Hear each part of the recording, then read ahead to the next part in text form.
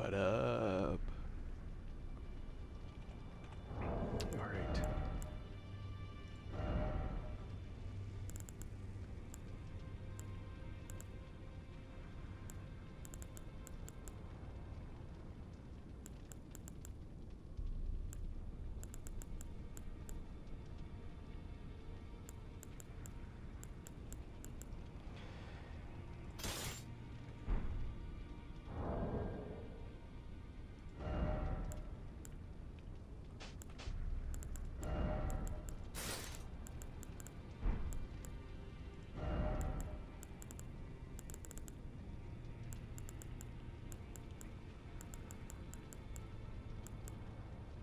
Holy damage.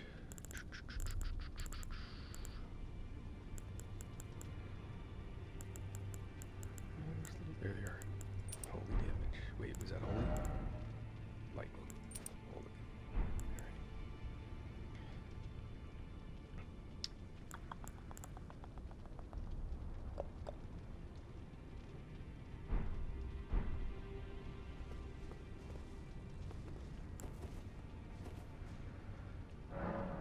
Yeah, let's see. Spells. Heal. Bow. Don't want that anymore. I'm not sure I want that.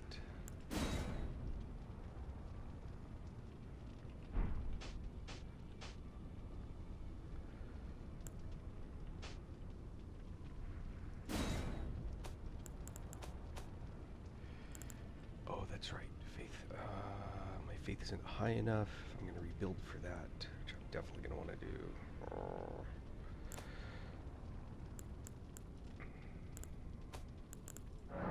I know. No room. Multi-layered. Hold on. Oops.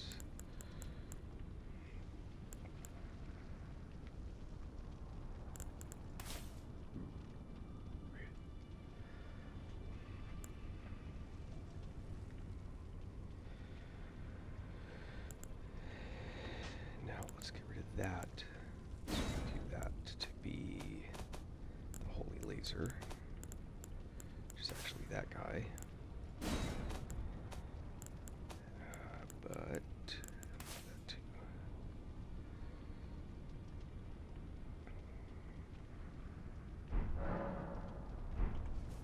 And then we're going to change that to that.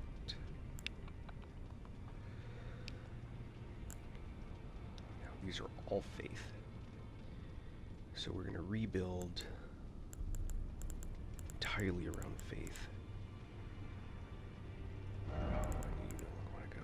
You're a faith int. Oh, which is the best?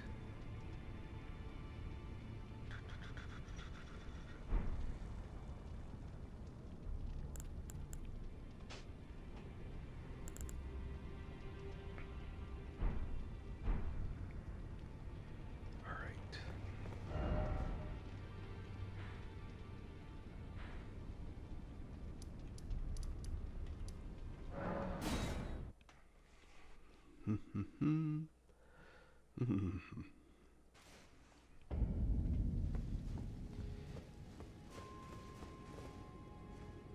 Ah, is it time? Now.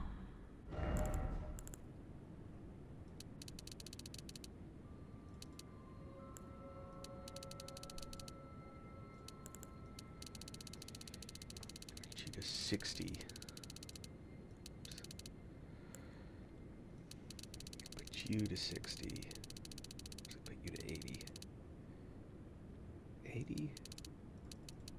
No, 60. Endurance. Hold on. This needs to go to 80.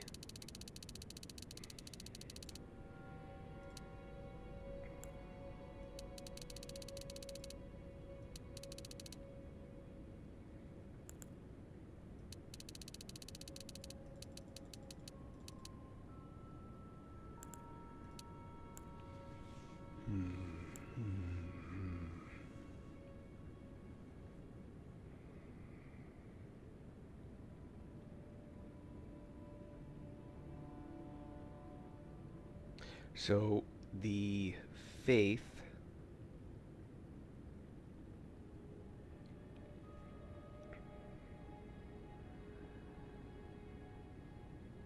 I'll have to do some testing.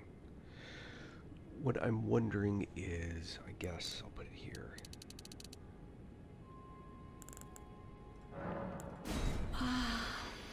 Thou art now a sweeting my Okay. Okay, can't use you anymore, can't use you anymore. But I can use all of you. Alright, no big surprise there. Medium load.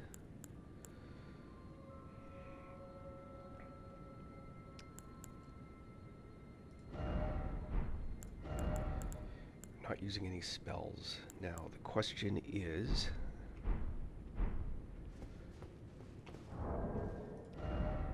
which school? The question is, which school of magic are these various things, right? They're the various spells. So...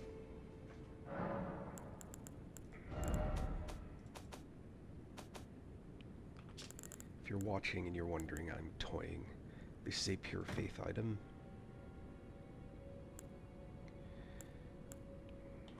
It's for lightning, which I know we don't care about. Yeah, pure faith is fine. I'm going to test these two, though. Don't need you, but I do want you back. If I can use it. Where is it? Heavy bow. Yep, I can use you. Alright.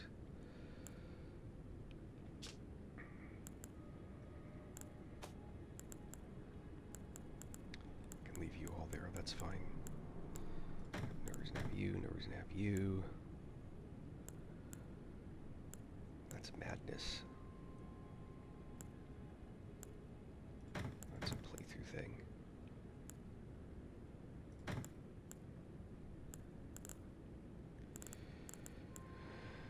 Okay.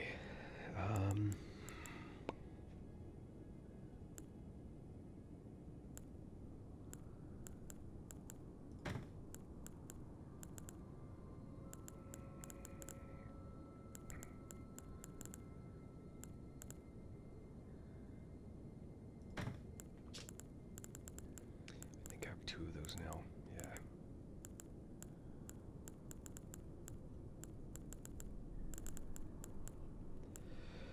Yeah, bummer. Alright.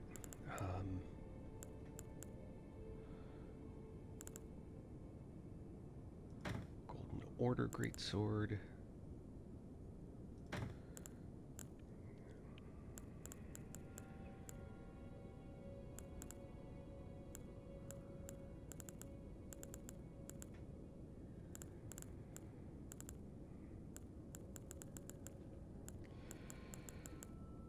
Right, for the moment, let's play with these.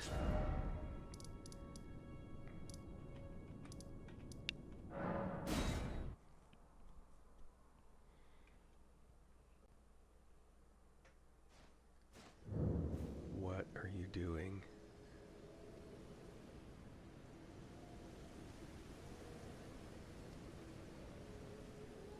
I think Alan's letting their kid use their computer. That's kind of cute.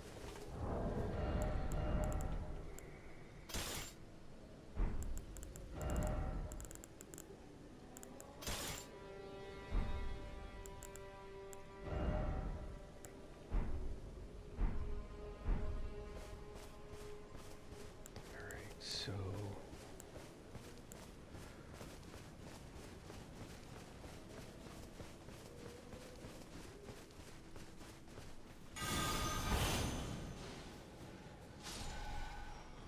alright, 659.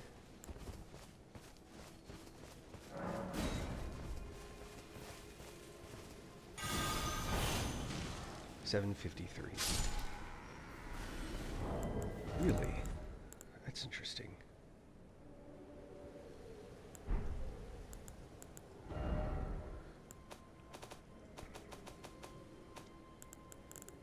Look at these again. Oh, over here. It's pure faith.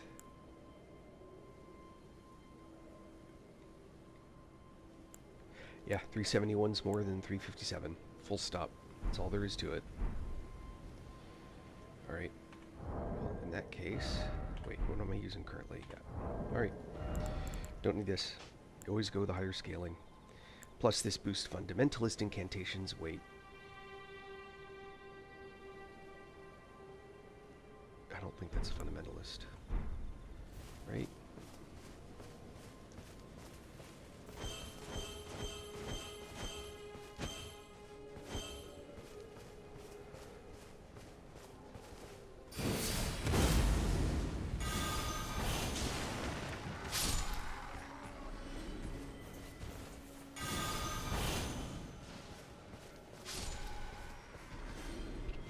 Okay. Uses so little. It's funny. Alright.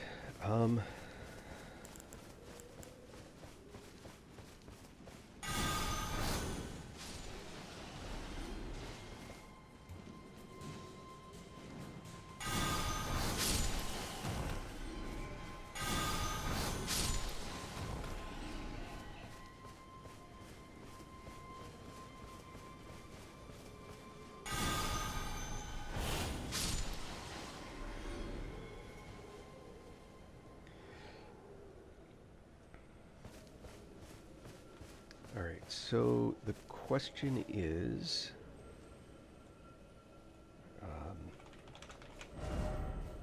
That's funny.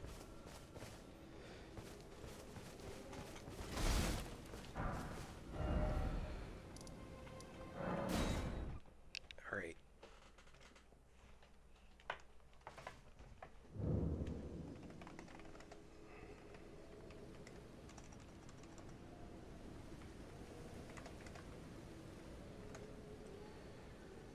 Let's see.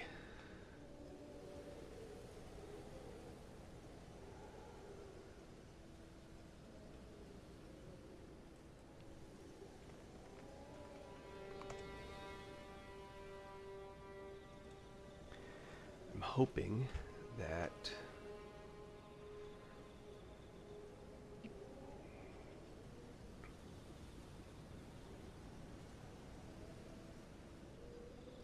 incantations. No, don't want that.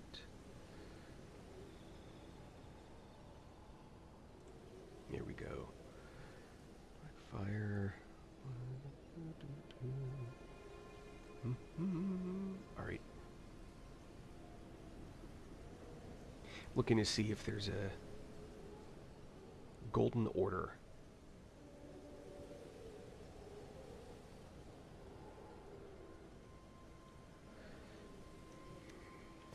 Have something that affects golden order? That's the big question. Do we have something that is affected by golden order?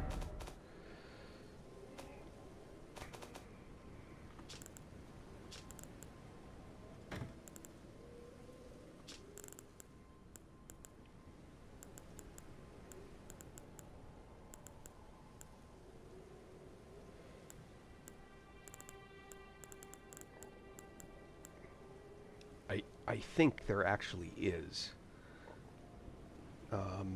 But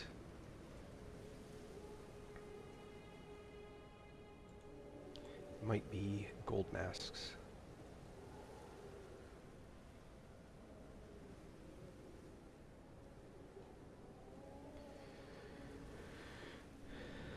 Boosting golden order seal.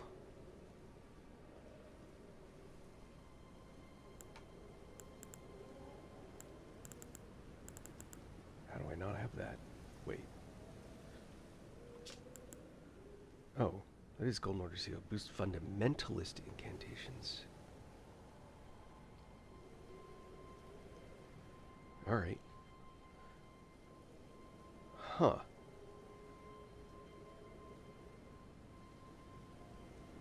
Dry leaf seal.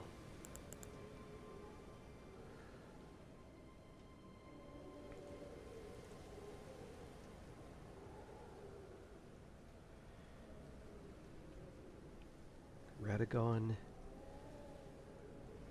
Gold mask, okay.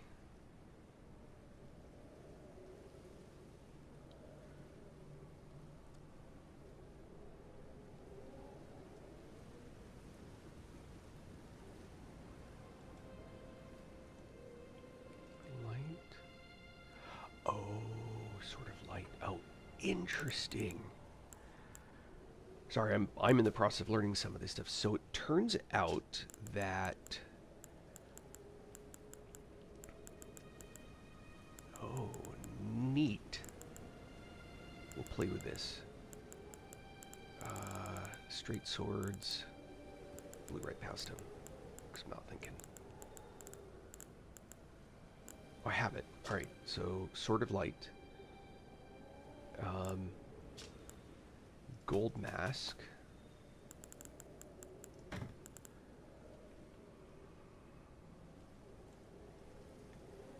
Now where is a dry leaf seal?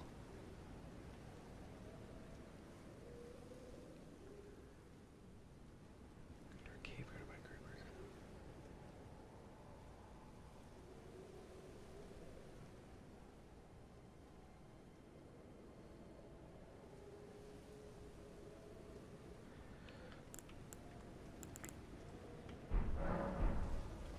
There's an item I've missed in the... Whoops. Station on the way. What am I looking for?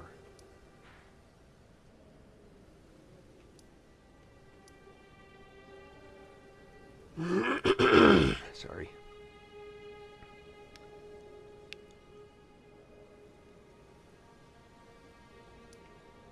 Castle watering the hole.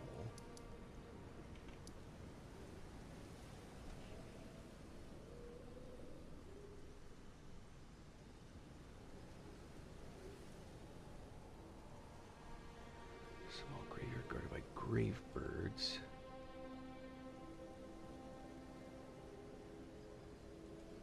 Really? Alright. We're looking. So we are headed for here. Interesting.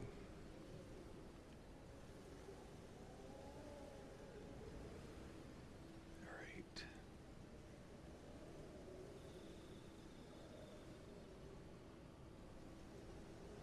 South Mickey Way to a small graveyard. Alright. Let's give it a shot.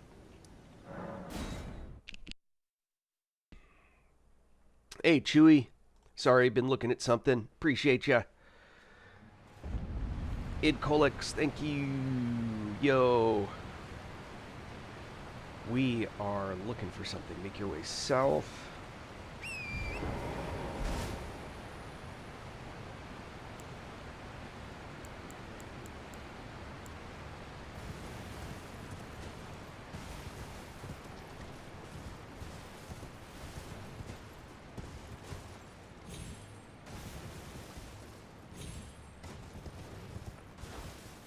Sheep.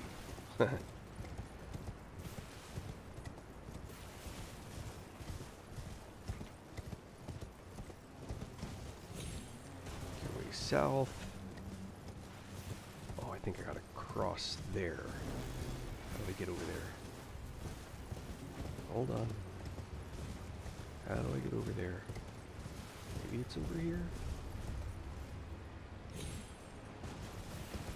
Oh, I think it is. This is probably why I never went there before.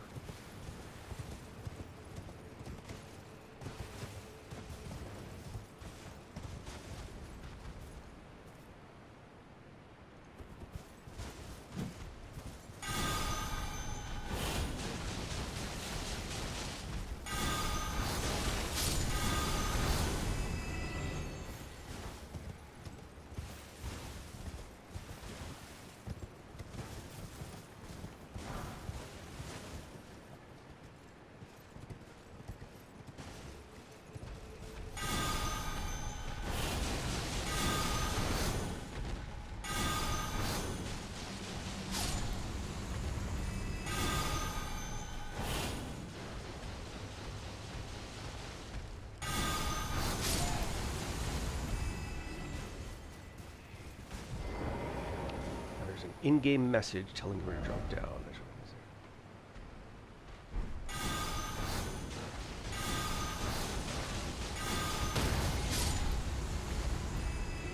Alright, let's try this again. I shall find my center under this cascading waters. Oh.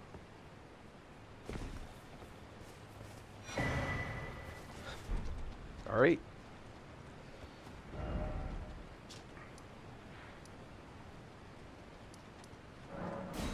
So this is...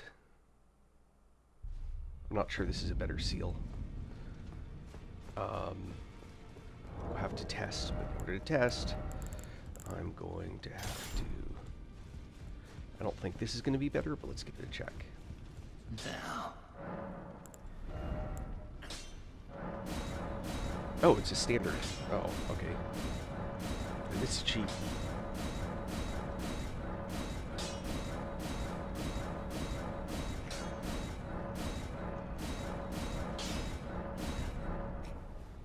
$15 of those. I got 7 of those.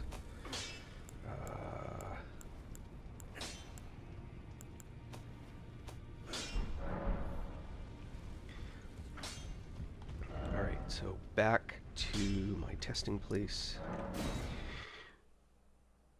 I stream on Twitch. I stream on Twitch, Kick, TikTok, and YouTube. They all should be about the same. They're all... the software pumps them out to all of them.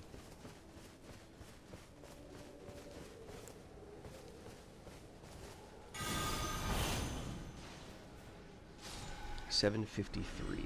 All right.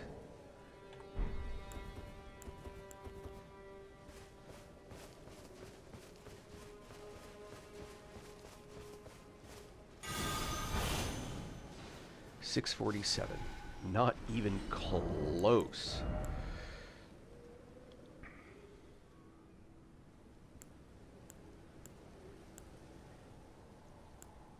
Oh yeah, not even close. It must be... that's weird though. I honestly wouldn't have expected that. So we're going to try something a little bit different. Watch this. We're actually going to put you here.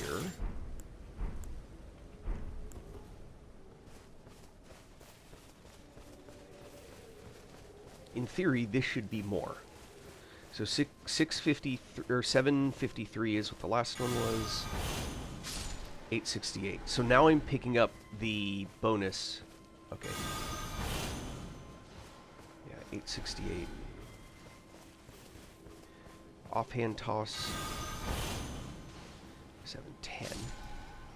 Interesting. That's crazy. All right, so is it doubling the bonus? It must be. Huh. Or it's additive. So both of these seals that I'm using increase this particular kind of magic. Same thing should be true for this one.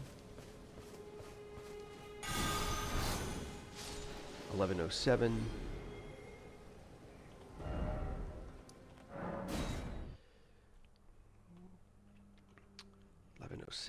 Doo -doo.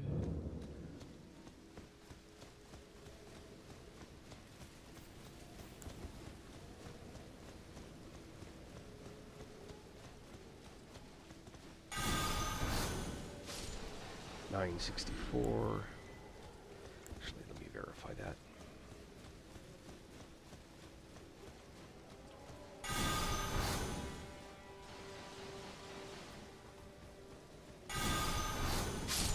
$783. No, that's not a good test. All right.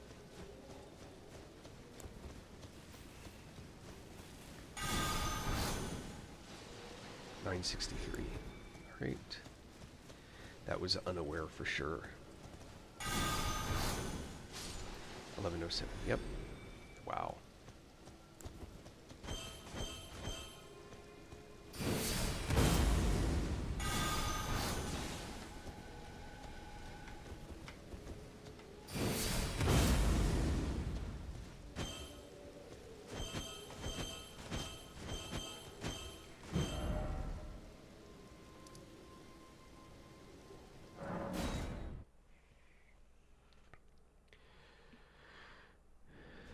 Testing a few things. All right, I saw what I wanted to see.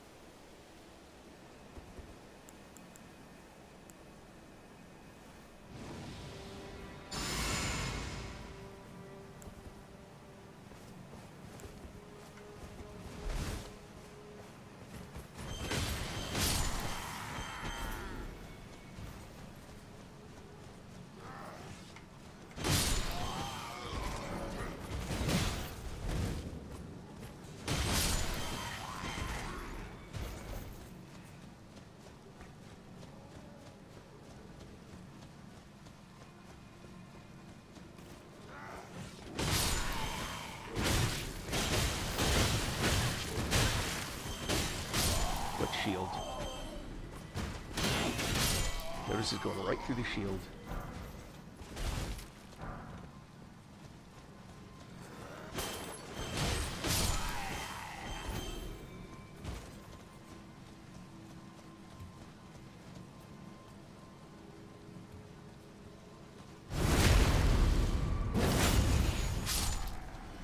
Phew. All right.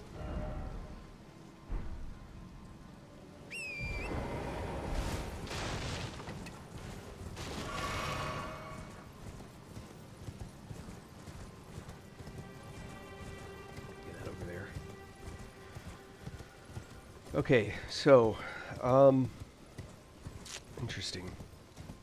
I'm not in any way, shape, or form convinced that this is a good build. I think it's still going to become effectively a caster build with melee as a side effect. I never even did that guy this time around. It's funny.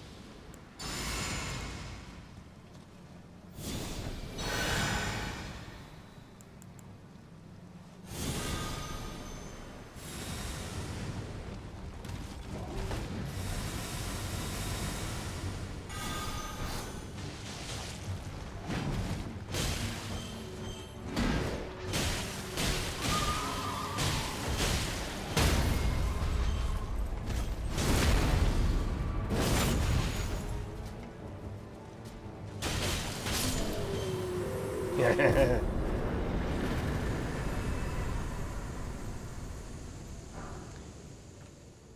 extra sword you get from the Elden Lord at the end.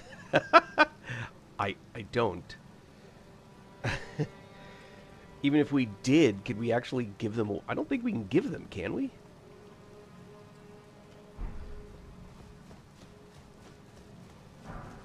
I'm pretty sure if you share a game, you can't actually give items like that, can you? Never tried.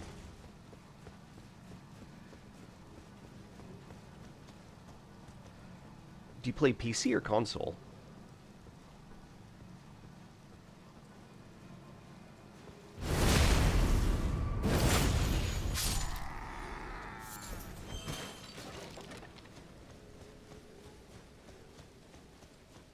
Well, but I assume they're different games, right?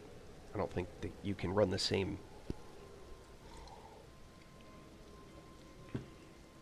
Sorry, totally listening to me drink my coffee.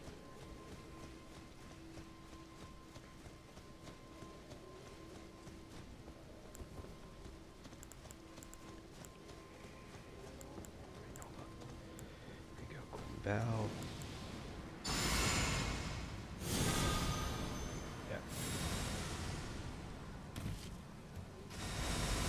Oh, I know why someone might want that item.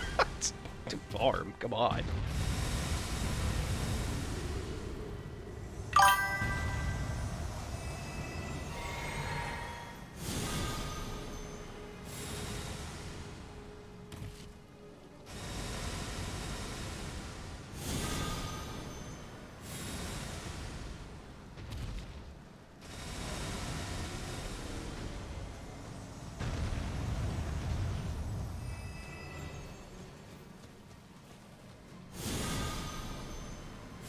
Boom.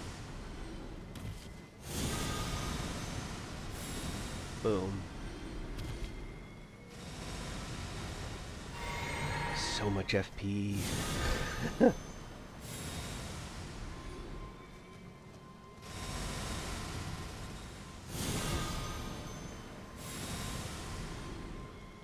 I'm messing around, by the way. It's just playing. It's just me messing.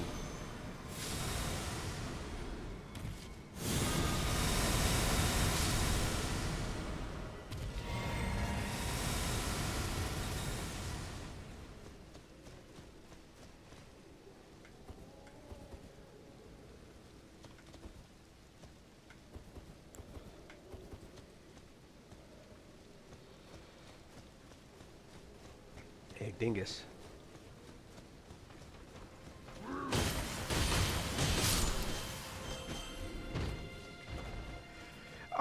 No, I'm amused. I'm doing this because I'm amused, right? I was bored. Now I'm doing this. So I really should like, what was this sort of like? I meant to do some more testing, which is really what I should have done. But if you notice, you look in the bar up here, I'm getting free runes, but I can't go very far to get them, so I'm sort of stuck, like, dealing with these short range.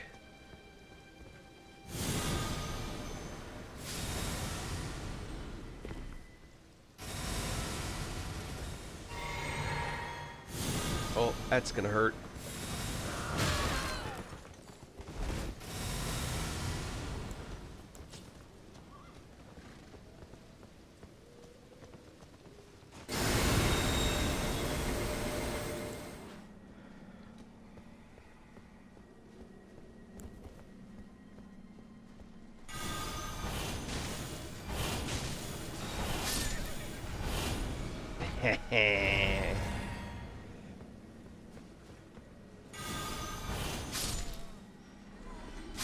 Ha!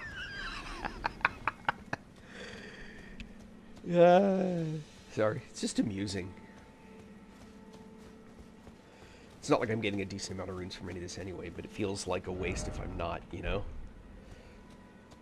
The most awesome is when you're on the ledge and that pops up, you can just, like, massively increase your rune count. But I need so many runes at this point that it really doesn't matter that much. The requirement that I have now to level is so high. It's 1.3 million or something like that. I mean, I'm still like 400,000 short. So if I went to the ledge, let's see. Like if that was still on, it'd be awesome, but I know it's not. Oh, it is. All right. Stellar. Hold on, I gotta do this quick. Oh, and then some of that one. I want that one. Right, now I got 2. And then... Wait, no, here. I'm taking too long. Here we go. Here we go. Hey, George.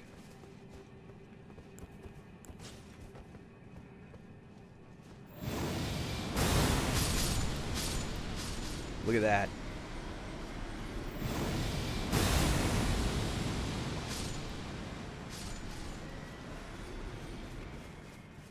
So many runes.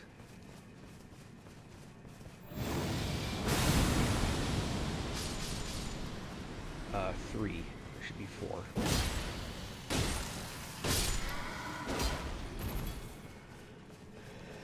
So many runes.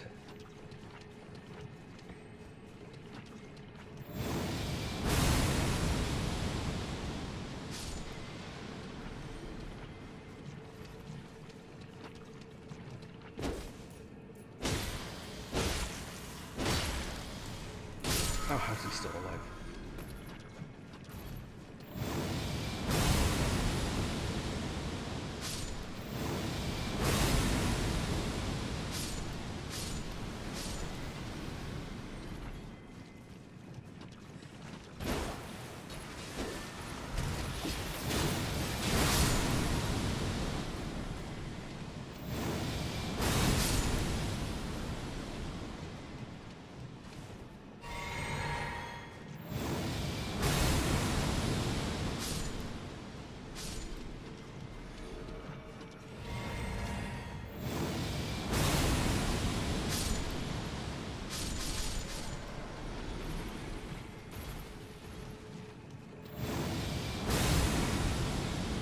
Catch him? Yep.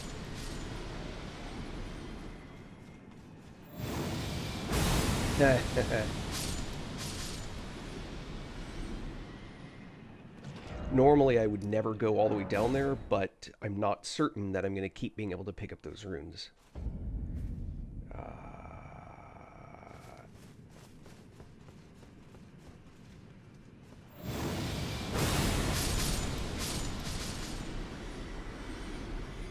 13.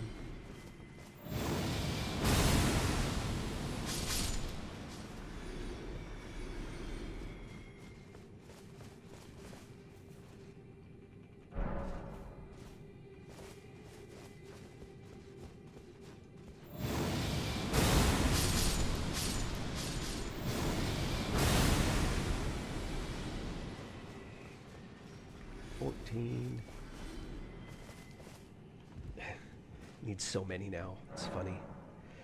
Sorry, don't speak Russian.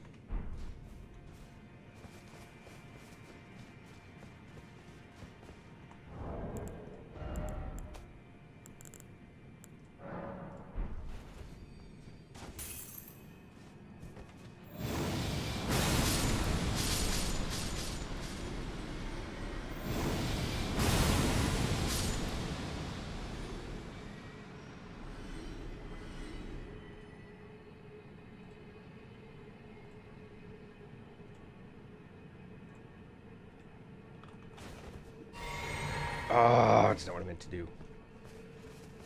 I'm trying to do something on 2 different computers at once, and I have 2 different keyboards, but I forgot.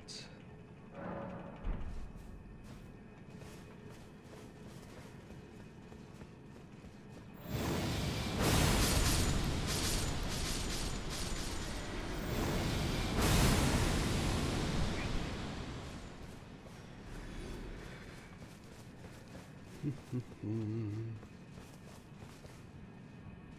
17. I think I need like 22 to get a couple of levels. Normally I don't do this, but it's so late in the game. Some might ask why I run down and do a second sweep. Sometimes it just randomly misses, and adds 2 seconds to the time frame.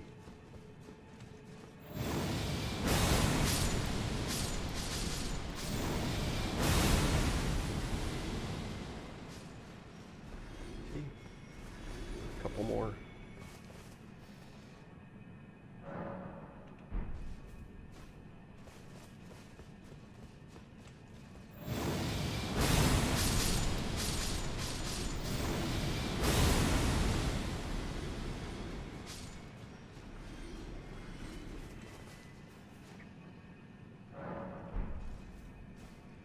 I still have the effect of that thing on.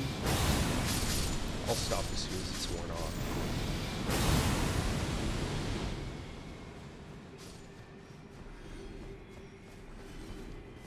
Well, or I think that's 2 levels worth actually. Level up. So my damage will go up with that seal, right? Oh, I'm still short. All right, well, might as well confirm. 1 more sweep regardless of... Yep, still got it.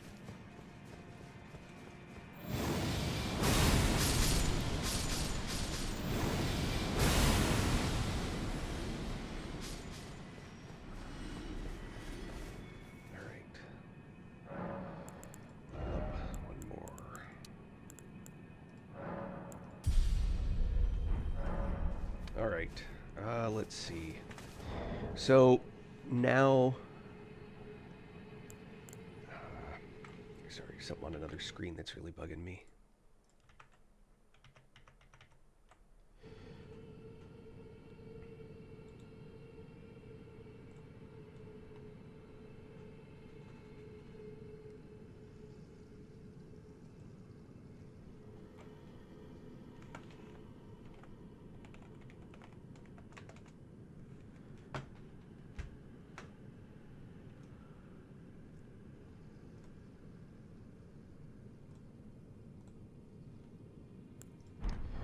Ah, okay. So, yeah, I was just translating it myself, sorry. The sword that I'm using is I'll explain the build in addition to the sword, but I want to answer the sword first. The sword I've been using is a Sacred Relic sword. It is one of the optional items you get when you finish the game. So when you beat the Elden Beast, and you get the Remembrance, you can turn it in for this sword. You can also turn it for America's Hammer. This sword is way better. Get it first. the other one, in case when you asked, you were looking at the Cipher Pata. That is this. This is the two-hand version of it. The beauty of the Cipher Pata is that it ignores... the Cipher Pata totally ignores armor, shields and stuff. So it never bounces. You never have that problem of it like, chung, where it bounces off somebody. The Cipher Pata is like straight magic. There's another sword that's like it. The... what's it called?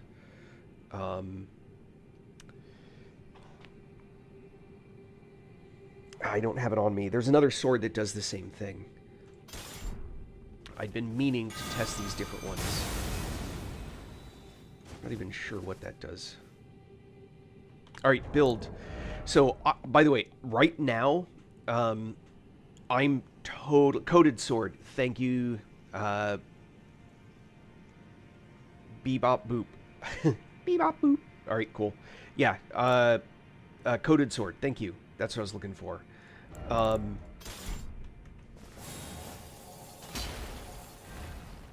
do much. That's boring. Sorry, I was trying to look at a couple weapons that might have some magical stuff on them. Dull. Coated sword. I'm just going to immediately dump those two because they're dumb. Or at least they look like it. Oh, I can't dump them because I'm an idiot. Alright, hold on.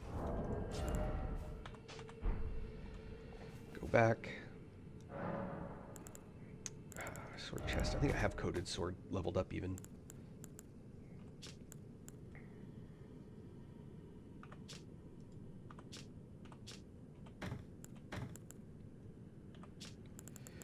Coated sword. Oh, golden epitaph is another sword with like holy capability, and I'm sure, yeah, coated sword. There we go. There's a coated sword.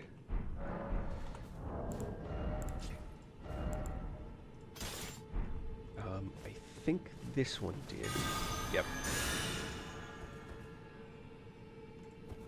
So this one gives you two. They're just like, it's the two weapon style.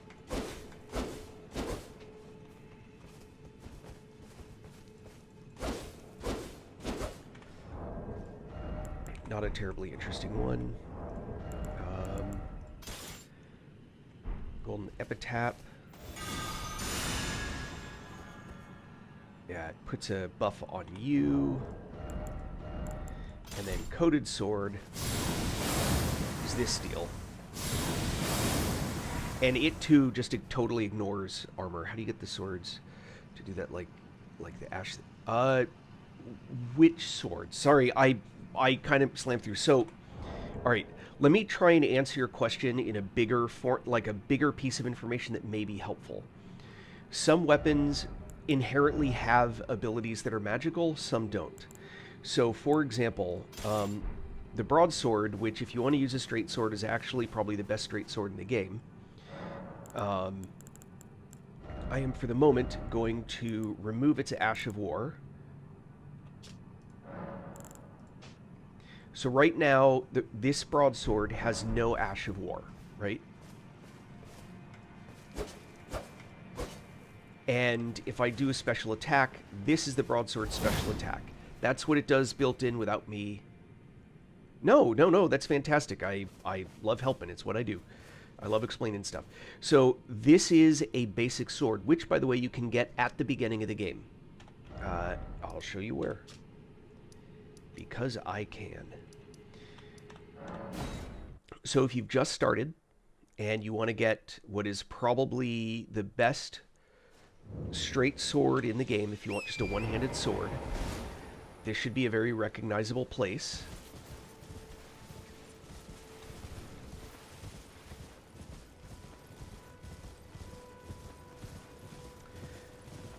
Your statement's technically correct, but let me restate it to make sure that it's clear.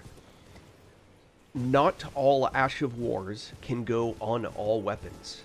Not all weapons can take an Ash of War. So the golden sacred, the golden sword that I was using where I would sweep the ground and hit everything, I cannot put an Ash of War on it at all. I cannot take the Ash of War it came with off, and I cannot put one on there. You just cannot. That also means you cannot put a grease on it. You cannot grease a weapon with an Ash of War. So although this sword has a special attack, it's not an Ash of War. So I can grease this sword, and I'll go over that in a second. I just wanted to, since I'm in this place. So if you saw where I went, you go to this, What do you need? this guy right here, Trouble? and he sells the broadsword. Best straight sword in the game.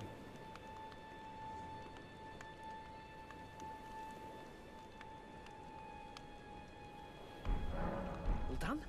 Well, be on your way then. Alright, so let me go back to where I was. Back up here, because it's the easiest place to manage. Okay, so a grease, which I'm going to put, what's a grease I have a billion of? Well, it doesn't really matter.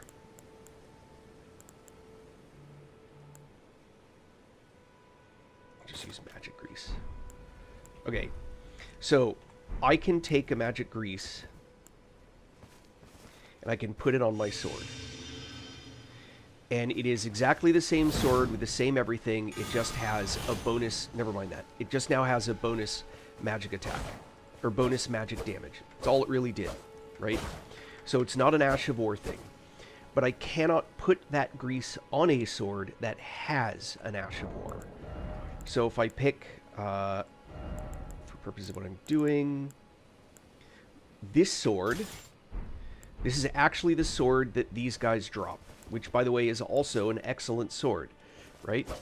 So, this is just a regular sword, but notice the grease, that's the action. You can't do that. Yep. So, if you like what the sword does, right? So, this is the special attack that this sword... Now, mind you, I'm super high level for these guys.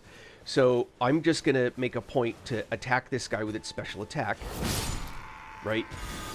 Notice that hit for 997, right? So if I put the grease on it,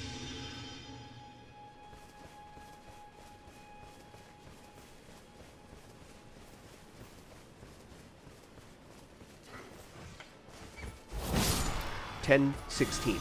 So it did extra damage, right? And that's the grease doing extra damage. Now, different greases will have different things they do. Magic doesn't build anything up. Frost will build something up, so it might do slightly less per hit, but once you hit enough, the frost builds up on the creature, and when the frost maxes out, it's like a frost bomb that goes off, and it does a ton of damage. Poison has that effect, but then it lingers and slowly ticks them down. Rot does it much worse, and there's all these different effects that you can have. Okay, Ashes of War. So, you can then put an Ash of War on a weapon. So, this one has an Ash of War. It has a very specific Ash of War, one I highly suggest you get your hands on, called Sacred Blade. There's a bunch of reasons to have this one, but especially on these blades, it's super handy. Yeah, I almost never use grease either. I always go with an Ash of War. But, I mean, I agree, but there's nothing wrong inherently with using it. So, if I use... Oh, here we go. Alright, so this is Sacred Blade Ash of War, which is not terribly useful here. It's nice, but notice this guy stays dead anyway. By contrast... Actually, might get myself killed here. Give me a sec.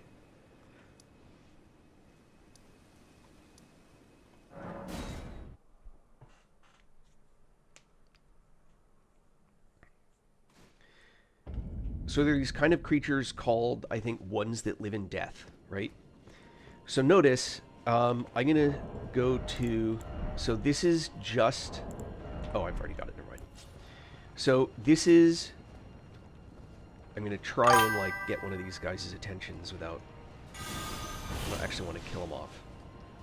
I just... Ah, yeah, alright. I should have known that was coming. So see how he just healed back up again?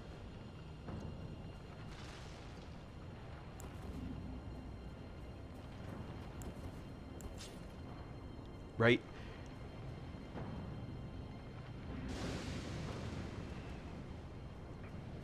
This is new game +4, actually. His Strength Faith is a great build. So this guy's shooting these things at me. It's irritating. So notice he came back, right? And he'll keep coming back. I'm hitting him with a holy attack, right? So even though it's a holy attack, you would think that undead that gets killed by holy will not come back. That's not true. Only certain types. Sacred Blade is a specific type of holy damage. I'm going to wait for him to go back, get his full health. The Sacred Blade, on the other hand, does a much more potent attack. And notice, he's gone. He's not coming back. So Sacred Blade is really handy in places where you know that you're going to be dealing with creatures that come back. Holy damage on its own is not enough to ensure that they don't. You have to actually hit them with a particular type of magic. Go. That wipes them out first hit. Or, I mean, maybe it takes more than one hit, but once you kill them, they stay dead. Only certain spells and magics do that, and Sacred Blade is one of them. So Sacred Blade is a very handy one to have, kind of all on its own. Separate from any other Ash of War, this one's nice because you can put it on a small weapon like this and it actually does massive quantities of damage. If I buff up for it, this isn't even a maximum buff up, I'm just adding a little bonus. There's one of these guys right here.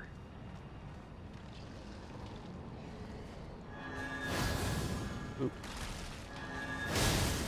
And then even hitting him with a sword just does massive damage.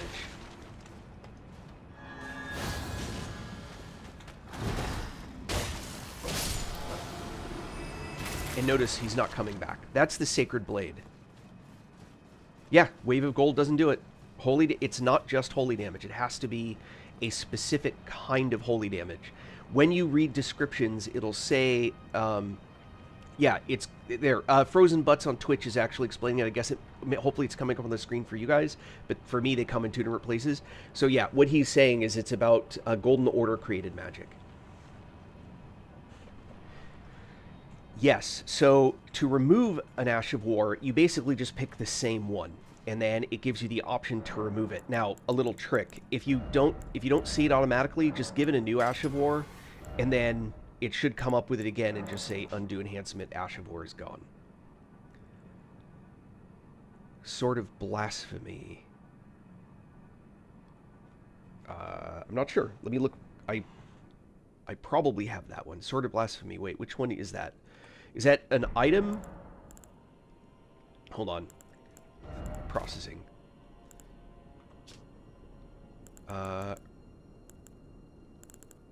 Oh, you mean, oh, Blasphemous Blade. Sorry, I should have made that connection. No, Blasphemous Blade is not, it's not the right kind of holy damage. Now, I want to add one additional thing. I was doing something, I got a long way to go. No, that's, I'm going to give you the single biggest recommendation that I've given many people who play this game, and so far they've all thanked me for it. But I'm going to give you one big thing. This is specific to, is it Freehole? Ugh. Lovely Freehole. Thanks for getting me to say that on a stream. I don't even want to shorten it to Hole. So, I'm going to give you a recommendation. You're going to have a ton of people that are going to tell you all these things you can do to get a ton of runes early in the game. Don't. Your first playthrough, just play the game. Oh, well. But that's not how you... Oh, frijole. But that's not how you spell it, is it? I know frijoles are beans. But I didn't think that's how you spelled it in Spanish. Or you're messing with me. Oh, man. All right. Props. That's clever. Okay, gotcha. It's like P-H-Y-D-E-A-U-X. Fido. Okay. Yeah, just don't get rune crazy. Don't think I can't do anything in this game if I don't have runes. Don't do any of that. This game has been beaten by someone at level 1 with a club. They started the game as a wretch, they just had a club, and they did the entire game to completion. You do not need runes to play this game. You need skill. I mean, Jesus, if you watch me, I'm level 343. I die to trash all the time because I do stupid things. This game punishes stupid, is what it does. When you're on boss fights that are just really hard, that's not punishing stupid, that's punishing greed. You get greedy, you try and get one more sword swing in, and they crush you. That's different. This game is very difficult, and it's unforgiving, but skill is what gets you through this game, not level. So you can be level 999 and a basic skeleton can still get behind you and kill you. So just keep that in mind. Learn how to actually play the game. So when you get back to this area,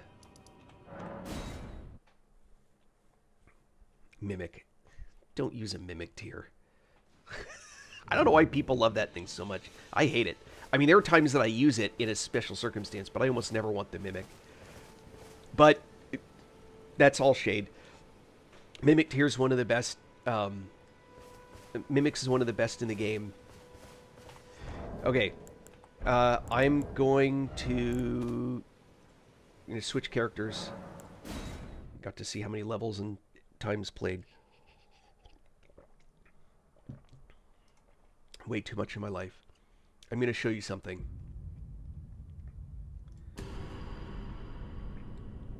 Load. Load.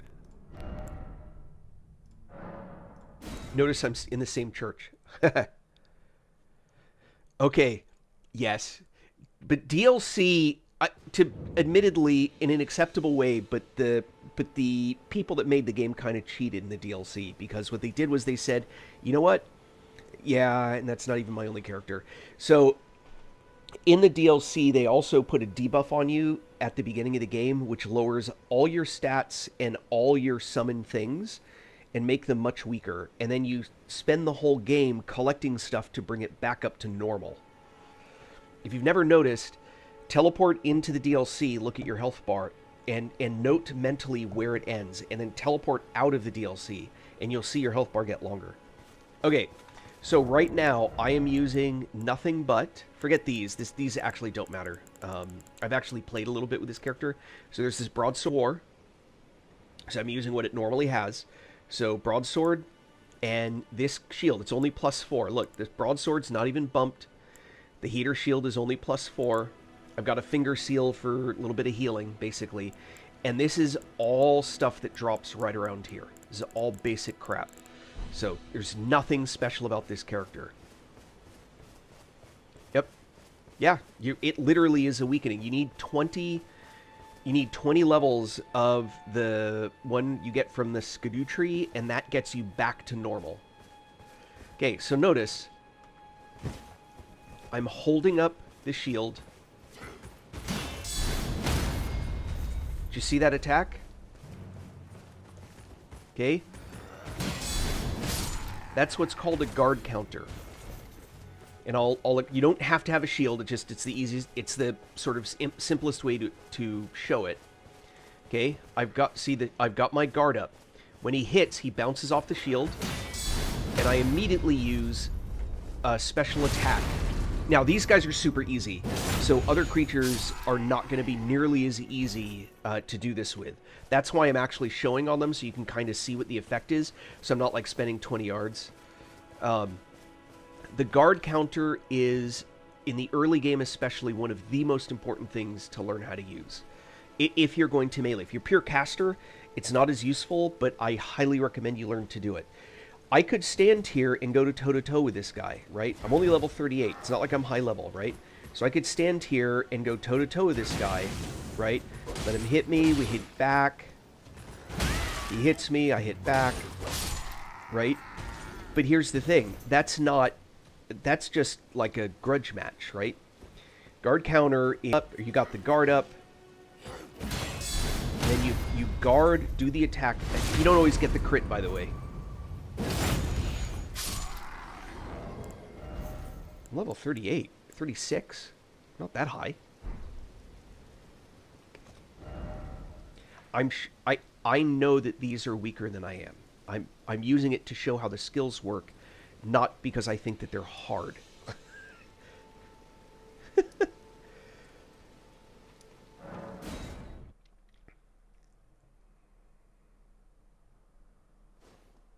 All right.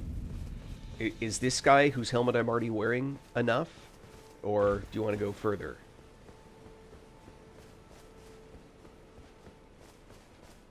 Here, don't even need a shield for it.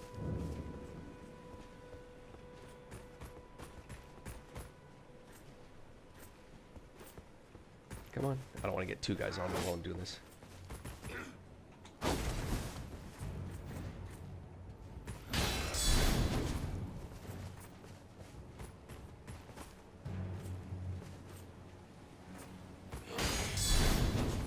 Ah!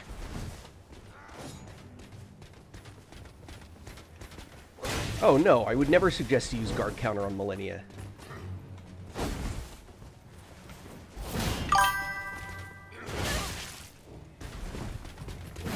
Why on earth would I suggest using guard counter on Millennia? Alright, I can actually get my shield out.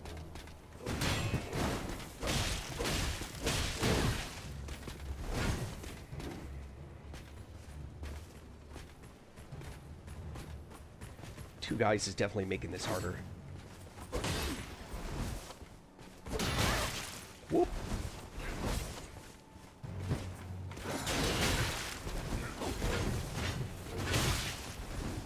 Oh, you can guard counter anyone. It's just a simple mechanic. It's a question of whether or not it makes sense.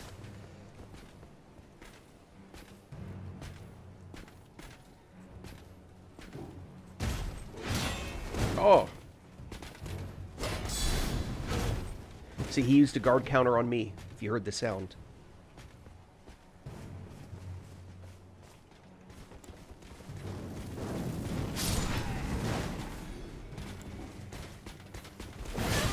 Ah!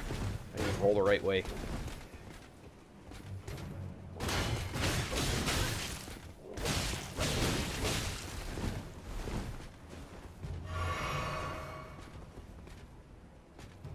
Yeah.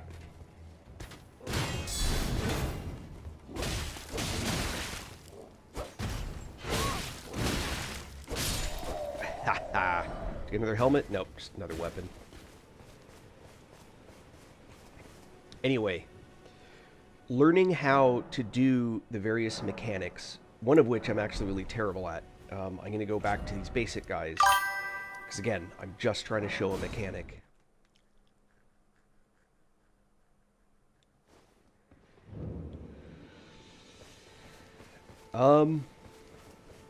Favorite, I'm going to go back to this guy. I'm going to try and do a parry.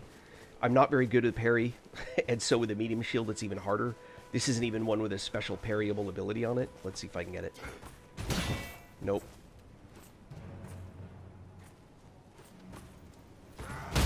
Yep. So that's what's called a parry. And this shield is set up to do a parry. And it opens them up for a crit. Learning how to do a parry, which is what you do when you block it just the right moment. The prisoner character. Well, the tune that I've been playing with is a wretch. This one isn't, but that one was. I don't know if that's what you mean. You know, it's funny. I haven't actually tried to dig into a lot of theories behind Elden Ring.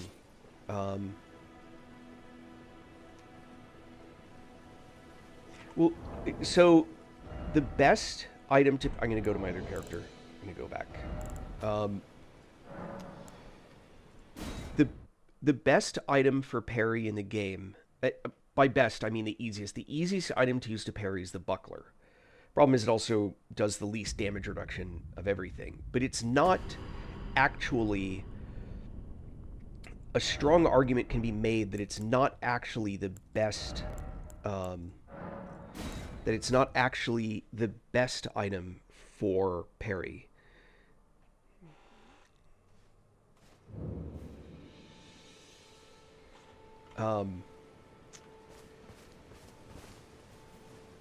There are...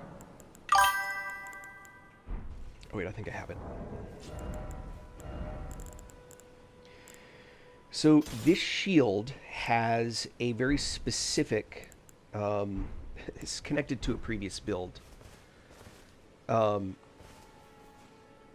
This shield has a specific Ash of War on it. Hold on. Called Golden Parry.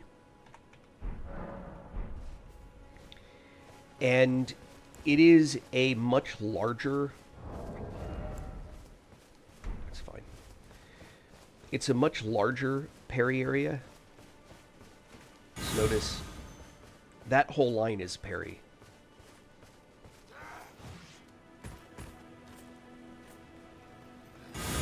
Ah! Like I said, I'm terrible at parry. I can do the big, long telescope movements, but not the regular ones as much. Now, I also want to point something else out. If you actually want the true parry destruction item in the game, you want Misery Cord, which is the dagger that I just equipped. And it's, again, another one that's fairly easy to get. It's in the first castle.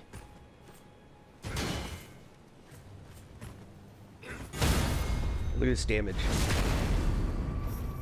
God.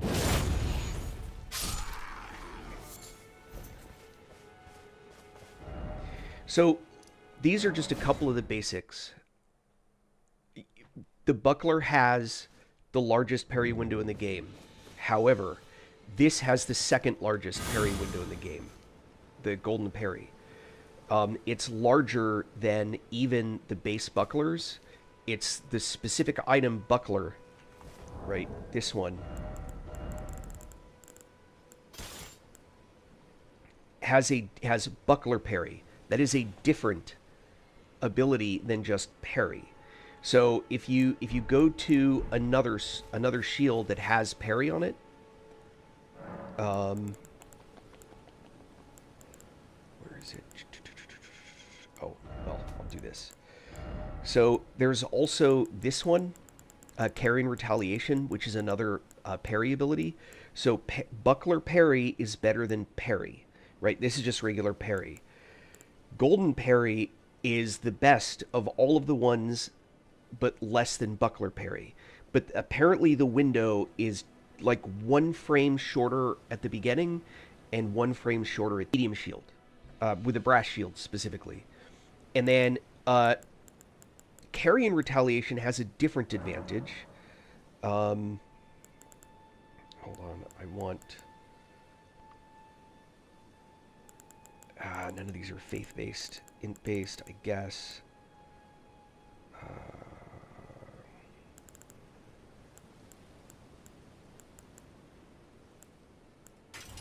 Too cold. So, notice, watch my FP. It doesn't change, right? This is capable of parrying spells. I haven't done it, but because I just am not good enough at it. But this, you can, if a spell is about to hit you, you can parry the spell. When you parry the spell, it gives you 3 swords. If you get the 3 swords, then it uses FP.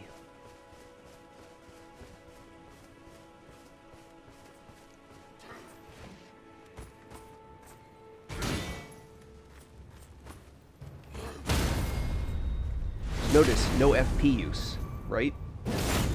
So if you're a super short FP, like if you just are not a caster at all, but you want a parry ability on your sword, that one uses less FP. The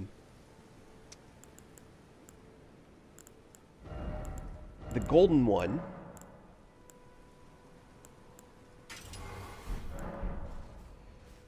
every time you use it, uses FP. Now the difference is that technically the entire sweep range, so if you look at the sweep across, it'll parry anything in that arc that is parryable. That's the other advantage to this specific one. Again, I'm parroting what I read about this thing. I'm not very good at parry. I wish I learned to do it much better when I started the game. Now, one last thing for those caster types that are out there. This is actually the build that I was primarily going for, although I actually want sort of light. Oh, I've got this still on. That's funny. Holy damage. Hold on.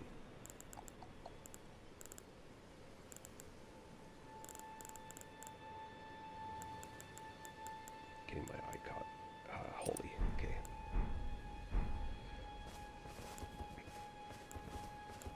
Oh, that's what's missing. I'm trying to figure out what's missing, and it's this. There we go.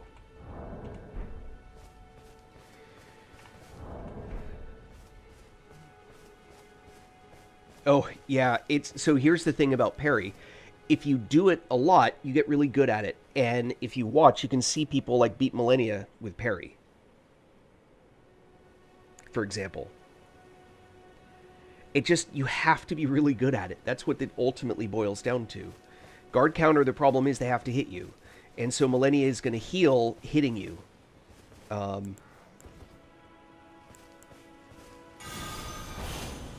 Alright.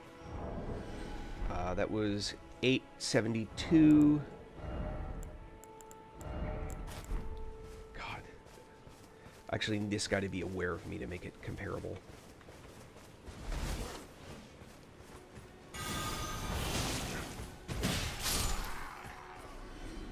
$764. Wait a minute. That was supposed to be improved. Hold on. What did I do? Hold on. Testing.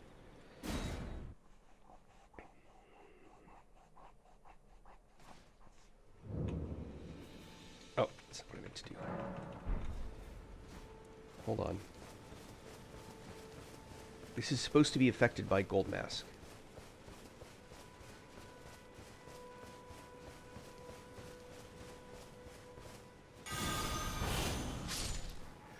$958.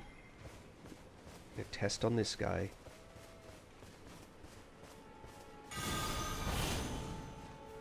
I missed. $958.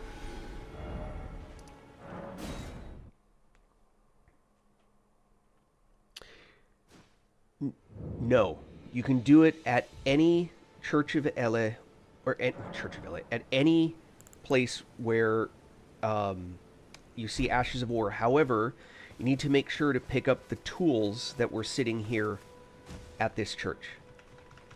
If you don't pick these up, you can't put an Ash of War on, I think. I think.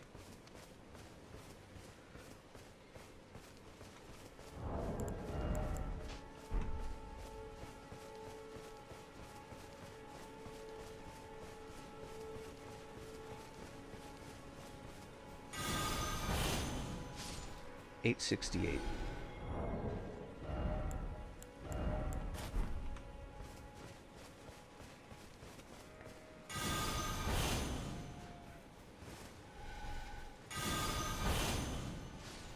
$958. All right, that's believable. 868, 958, 90, 15%. All right. So this mask gives you more damage there. The difference in this case is, the reason there's also the difference is, notice that my Int, Faith, and Arcane all go up if I wear the Circlet of Light, which will increase the damage of spells slightly.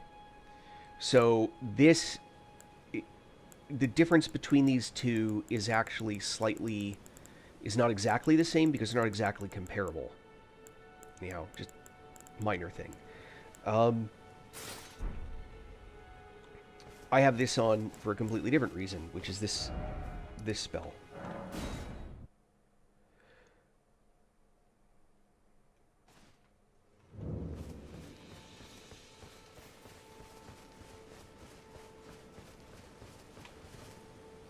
Oh, okay. So, early game, you can walk over to this anvil and strength and armament.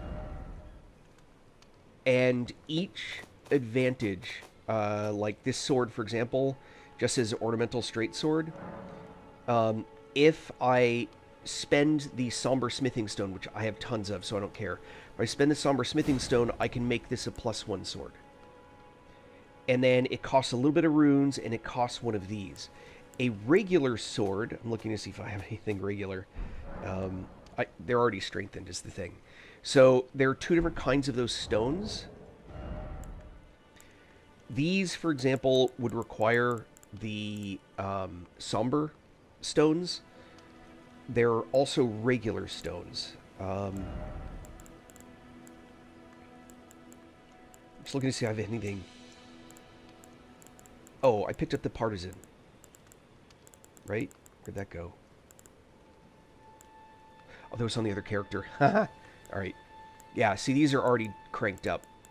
So, everything I currently have user 81. So, I'll just show you in my inventory. So, there are smithing stones and somber smithing stones. Smithing stones will bring swords up in plus, and it'll get you up to +25. Somber gets you to +10. Those are equivalent. The difference is you go 1, 2, 3, 4, 5, 6, 7, 8, 9, 10, and this is 3, 6, 9, 12, all the way up through 24, and then that gives you the one more to 25.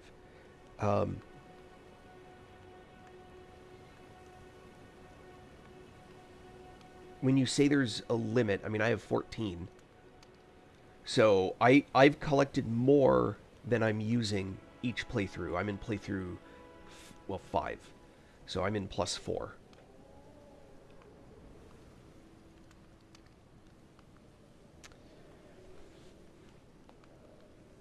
I'm still troubled by that question that Teresa Paul asked, which is the Elden Ring lore.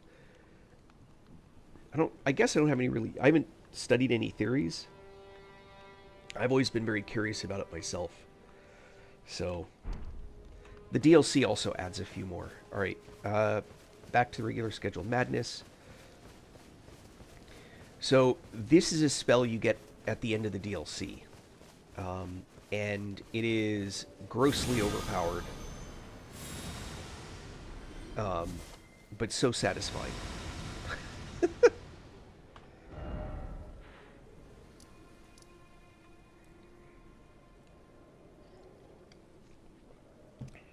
Awesome.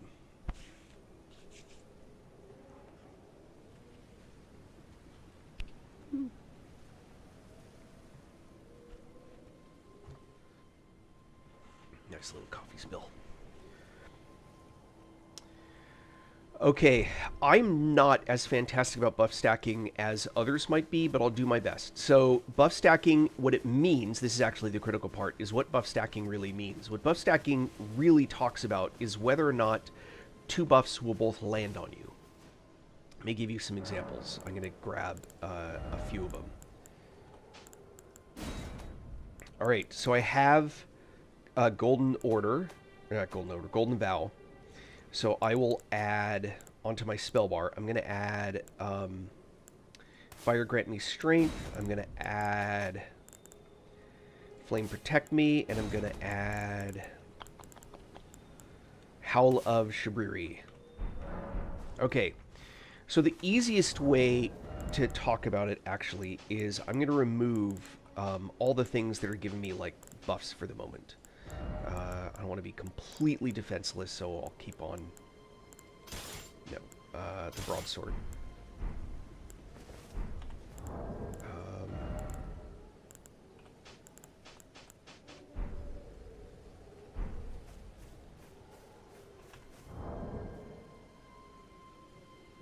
Why do I have buffs?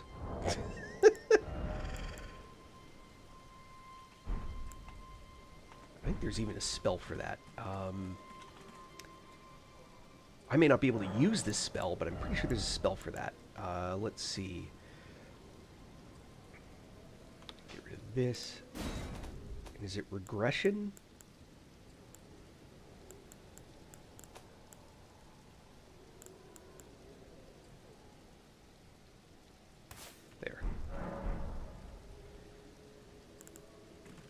Oh, well, alright. I need at least a casting item.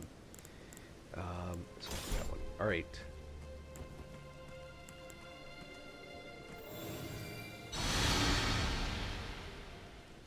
Alright, well that was supposed to remove everything. It didn't. I've got some buffs latently sitting there. I'm not even sure what they're from. I'll explain that in a sec. Let me do the buff stuff real quick. Okay, so notice when I cast Golden Vow, it added these 3 items, right? It gave me 3 various buffs. Okay? Now, if I, law of regression, it took them all away, right? So now I have no buffs again. So now I'm going to do Flame, let's see, let's do Howl of Shabriri. Okay, 4 buffs. So one might think that if while I have that, I cast Golden Vow, I'd have 7 buffs. I do not, because one of 2 things happened. Either the Howl of Shabriri replaced these 2, or it couldn't replace them because Golden Vow is better, or vice versa, and it kept the best of the set that were there. So the only thing I gain is actually this protective buff. We can take that one step further and notice the Howl of Shabriri buffs just disappeared. I'm going to pop those on there again. And so now I'm going to do Flame Grant Me Strength. Notice I just lost some buffs and gained another one. And again, I may have replaced some of these. And the way to know whether or not that's happening is a lot of testing, and you're best off going on to figure it out. Generally speaking, there are 2 primary types of buffs accepted that exist in the game. One type, they call them body buffs, and there's another name for the other type. And you can generally have one of each of those, but you can't stack them. So when you watch people doing a whole bunch of buffing before they run in, that's not what they're doing. What they're doing is something different. Let me give you an example. If I can stack with the crab. No, it does not. Crab, Golden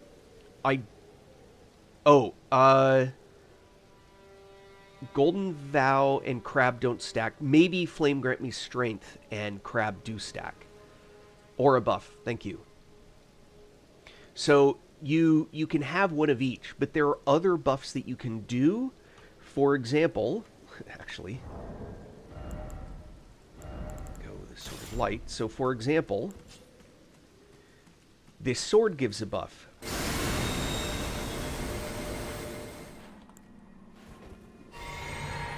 But hold on.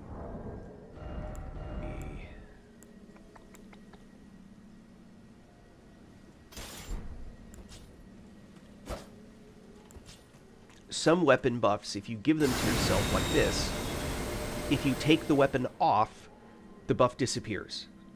So keep that in mind.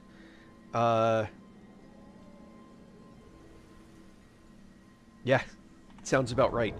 I can actually, come to think of it, I can actually show you one of those. Jellyfish.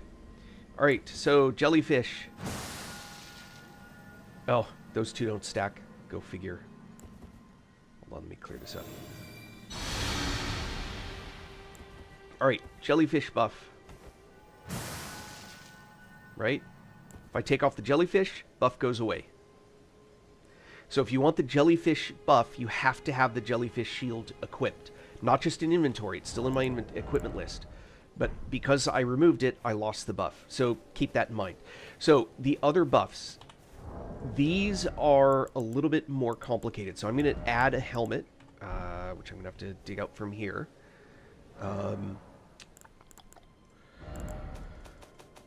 Chest.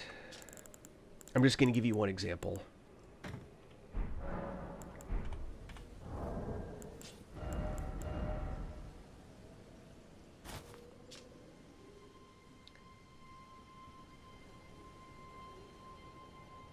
Okay, when you look at an item, Lord of Blood's curse and available a curse slightly raises attack power when there is blood loss nearby. Okay. So what we're going to want to do... No. Oh. You mean the jellyfish shield? Oh, that's a good question. That is testable right now. Nope. You must have it equipped. Got the buff. Two-hand weapon. It's on my back. No buff. By contrast, buff. Still have buff.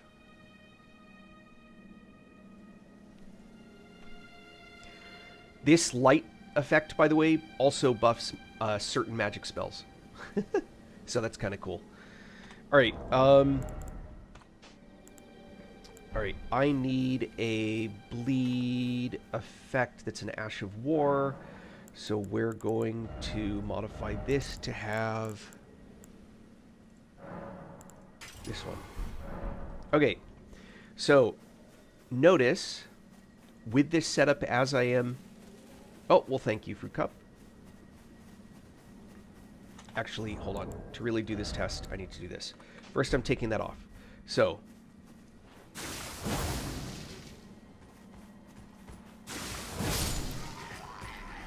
$14-13. I don't think I picked the right Ash of War. Yeah, I was... well, it was interesting.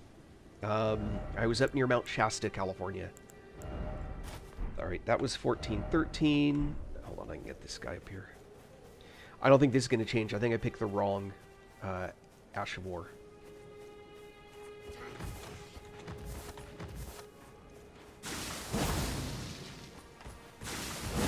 Yeah, 14-13.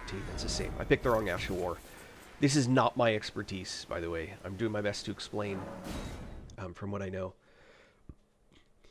Yeah, I was up near Mount Shasta, visiting a couple different places for all intents and purposes, my work. Ash of War.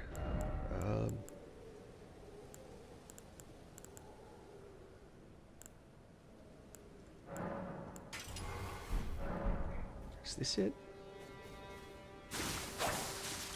Nope, that's not it. I may not have the Ash of War that does the blood buildup. Oh, in Reading? Yeah, nice. Yeah, I was in Wairika and French Gulch. And a few hours in Weaverville.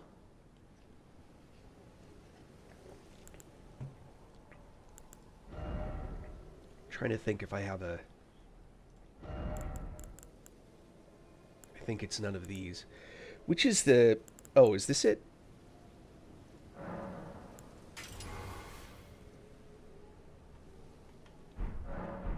This may be it.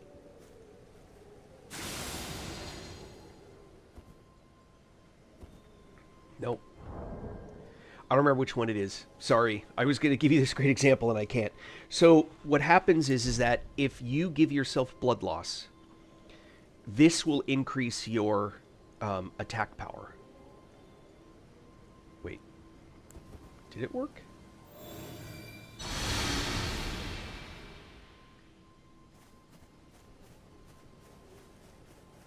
Maybe it did work. Hold on. Got the 2 buffs. I think that's just move silent and partially invisible.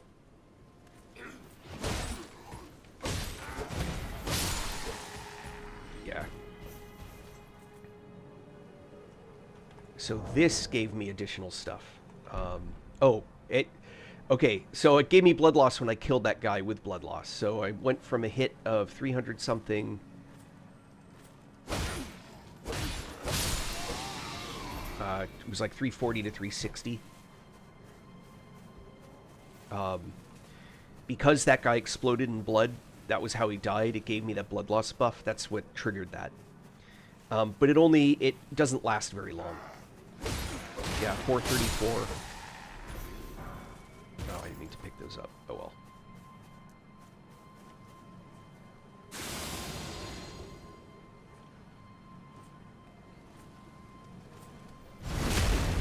Crit. Oh. No. I'm actually just trying to explain a couple different things. Sorry, I got sidetracked. So, this is a kind of buff where you're wearing an item that gives you additional attack power if you have blood loss in the vicinity, for example. That will stack with pretty much anything except another one that does exactly the same thing. So that's something to keep in mind. So buff stacking refers to what buffs will and won't work together. But here's the thing. You don't necessarily have perfect synergy, right? If you have Golden Vow, for example, and you do Flame Grant Me Strength,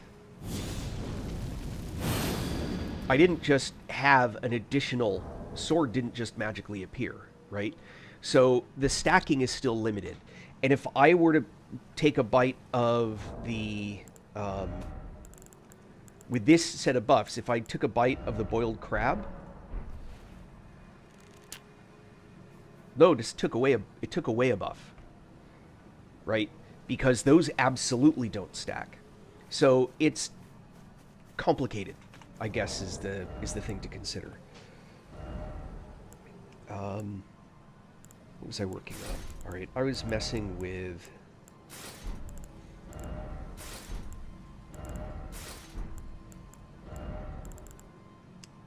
Let's see.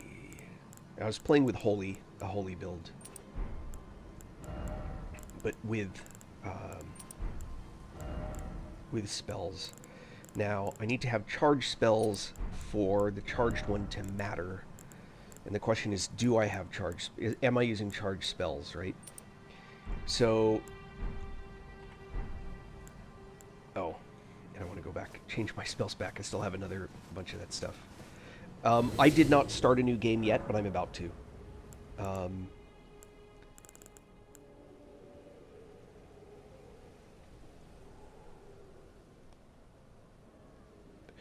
Okay, so in Elden Ring, the way people say it is percentages multiply. That's not precisely correct. It's a mischaracterization of what happens. It's that percentages don't add, they stack. Let me explain.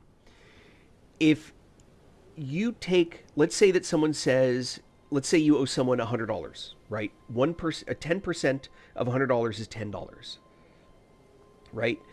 If you go to a store and something costs $100 and it's on sale 10% off, you expect it to be $100 minus $10, which is $90. If you then take another 10% off, 10% of $90 is $9. And so now it costs $81. If instead the original item is 20% off, 20% is $20, 100 minus 20 is $80, not 81. Percentages don't normally stack the way people think they stack. If the wording says take 10% off and today only take an additional 30% off, they probably mean 40% off. But they might mean lower the price by 10% and then take another 30% off that price. Those are not the same thing. Elden Ring follows the idea that if you get a 10% off item and a 10% off item and a 10% off item, you do 10, then 10, then 10. But it's more important going the other way. If you normally do 100 damage, you add an item with 15%, now it's 115 damage. If you add another 10%, that's going to be another 11.5 damage, etc. That's better than if you just add those up. That's why they say they multiply, because they see that it's actually compounding everything together. Or it's compounding because it does one, then it applies the next to that total, then it applies the next to that total. And as a result, you get better effects by getting multiple items that stack that way. Now, here's the key though. You have to read between the lines. Let me give you an example.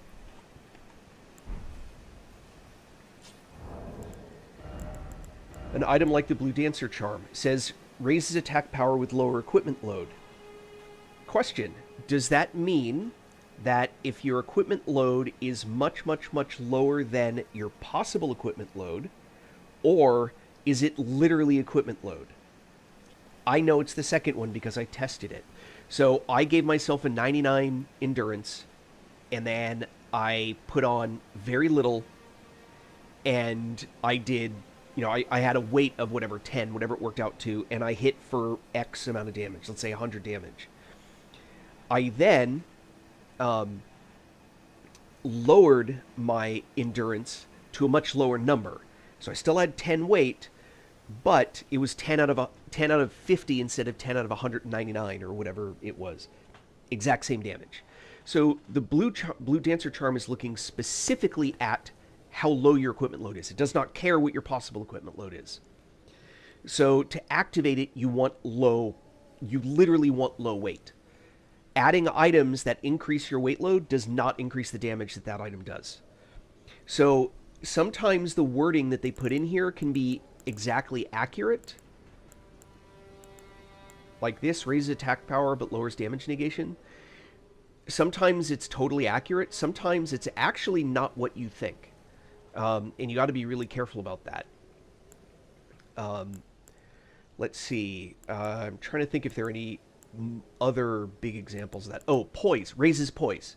By how much? Well, look at my poise, right? So right now, without that item, my poise right now is 87, right? If I add, in fact, actually, let me make this change. All right, my poise right now is 96, right? With this armor on. If I add this, it goes to 128. So from 96, what did I say, 96 to 128, that's 22. 32. Yeah, 32.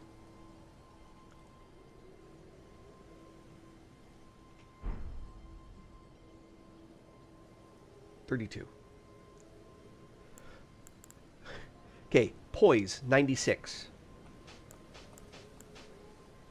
Now my poise is 0. Says it raises poise. It does not. My poise is still 0. It didn't raise my poise. Because it doesn't raise your poise by a fixed number. It doesn't add 30. No, you don't need a computer science degree to play Elden Ring. It doesn't raise your poise. Right? It doesn't just raise it. I just showed you. I got poise of 0. I put it on. My poise is 0. That's not raising. What it does is it increases it by a percentage of your current poise. So if I put on the Dancer set, which is super low poise,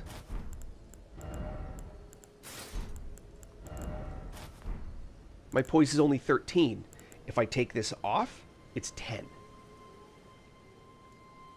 So it's a percentage increase, right? Just to say that it raises poise is not really a fair or accurate statement because it doesn't raise poise.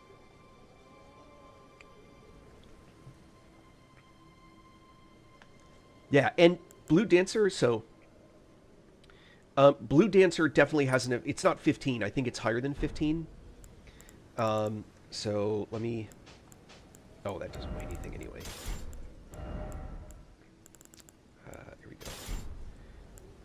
So right now my load is 14 and a half. Let me, well, I was actually kind of hoping to get, here, I'll show you guys the Dancer. Dancer's a really interesting one. Successive attacks. I need the prosthesis. Should be over here. Go, successive attacks. And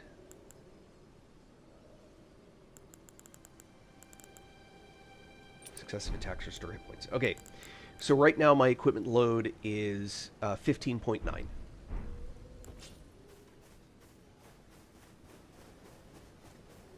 So I've got the Blue Dancer Charm.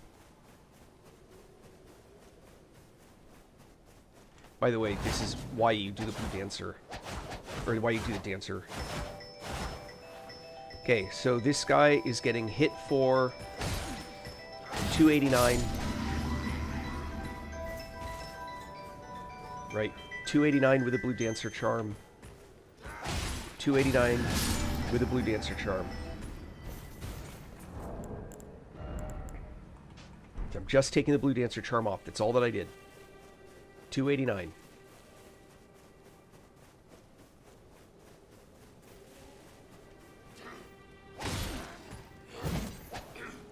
Oh, he wasn't expecting that first hit. Hold on. You go 259. Right? 259. So the Blue Dancer Charm added that much. If I reduce my weight even further... So that was 289.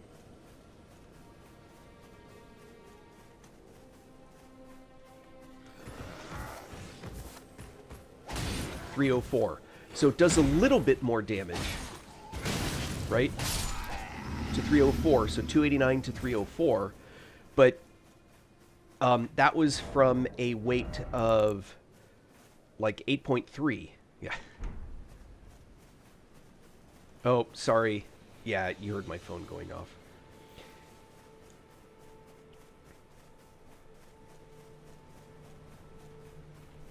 So, the Blue Dancer Charm, the primary advantage to the Blue Dancer Charm is low weight.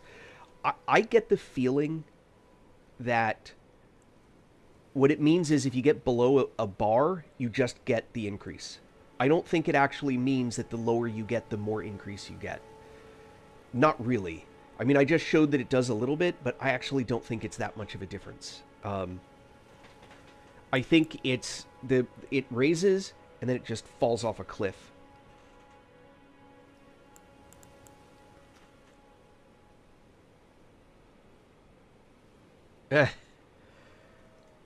What are you getting stuck on in Azula?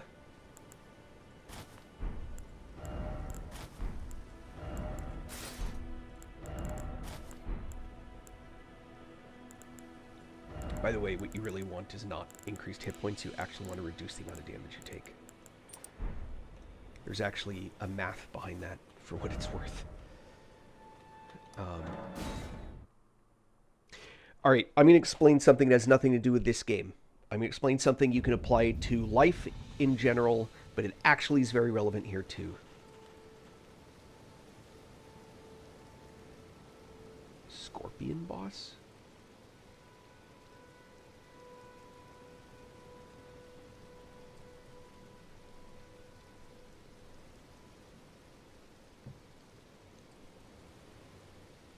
Well, you can't skip Malekith.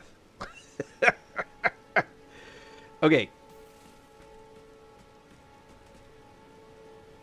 Alien-looking scorpion. A duo. That one's a challenge. Although, this build actually works really well against Godskins. Check this actually here. Hold on. Let me do all the things. Let's actually do it. Golden Bow.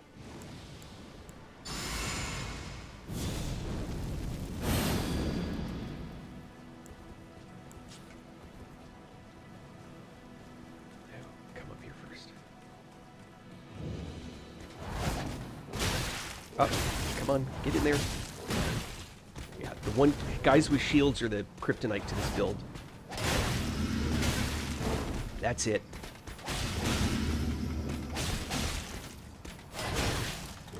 Problem is his shield is causing infinite problems. Get me out of here.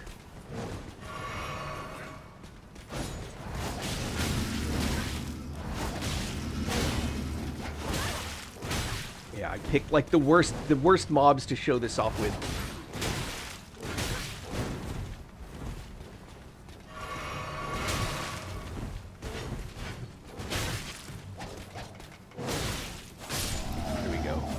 That guy's the real trouble here.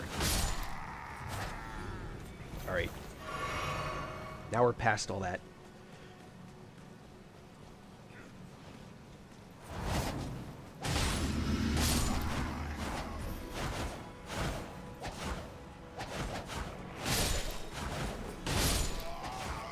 Now, obviously, these are super low-level guys, right? But here's the thing. Once you can get this getting built in, you get all the attacks triggered, and this does just a stupid amount of damage.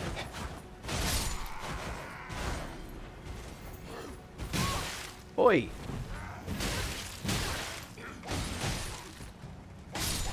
Again, guys with shields. Let me go someplace more interesting. Far Missoula. Why not? What is this?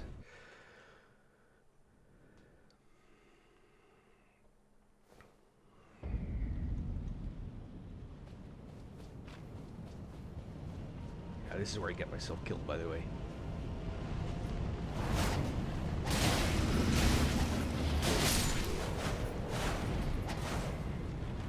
So as long as there's only one of them.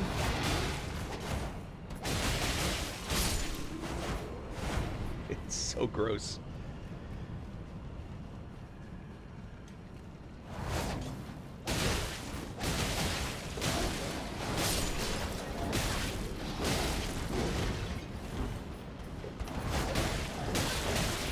Yep, told you I was gonna get myself killed.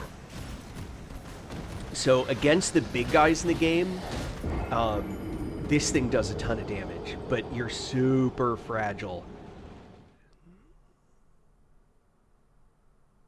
Oh, yeah, alright. Yeah, Born of the Void, that's definitely a tough one. Alright, now here's the crazy thing.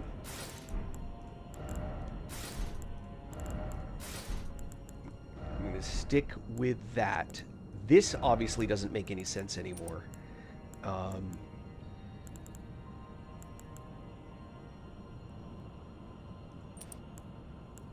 I want? Hold on, let me think.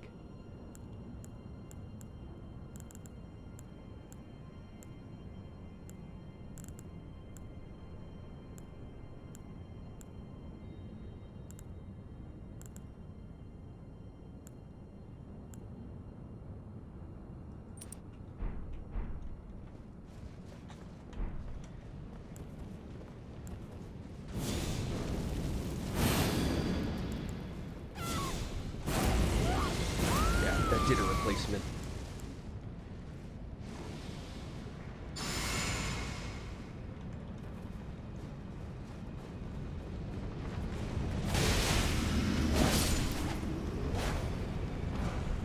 So there's not a good reason anymore for me to do dancing attack because the outfit that I was wearing specifically is enhanced by it.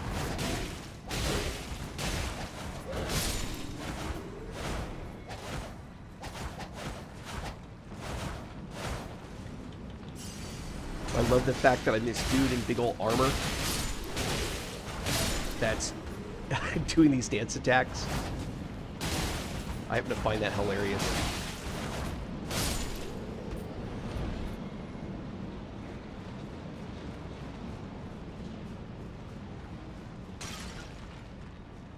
But again, I'm way over level, so...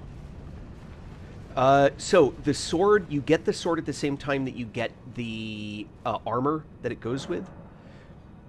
Hold on. It is the Dancing Blade of Rana. And you get it... You get it...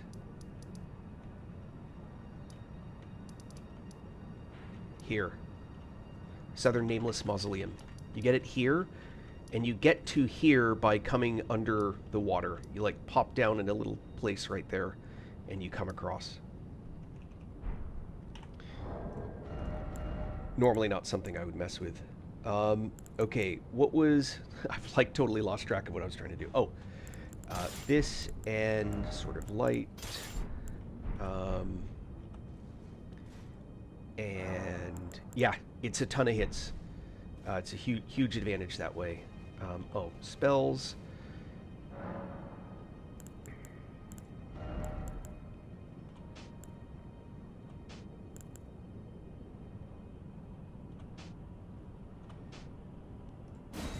rings. I want my laser beam.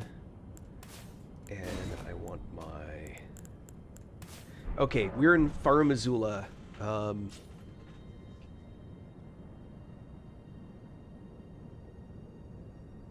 Milady is... So what it is that makes Milady great is actually the... Did I load that one up? I did. Is actually... It is specifically this. I mean, that's basically what makes Milady worth using.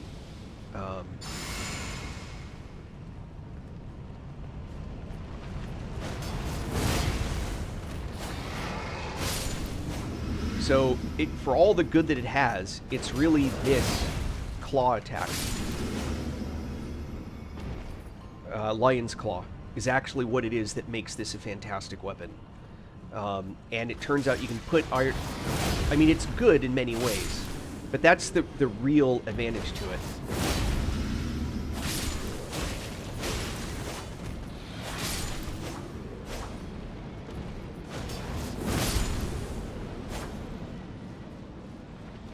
That's the main thing. I think Alan's kid's watching. That happens sometimes, or maybe their cat. I've had people leave their stuff behind, and they just let their, cat, for example. Rocky Proud. I've had people say, "My kid loves watching your content." It's like, okay.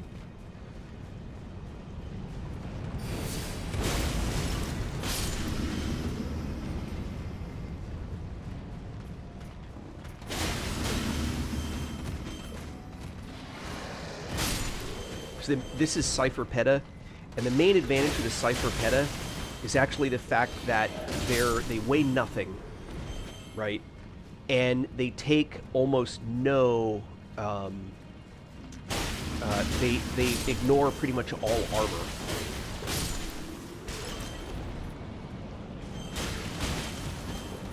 They're also holy damage, which works against almost everything except the biggest bosses. Go figure.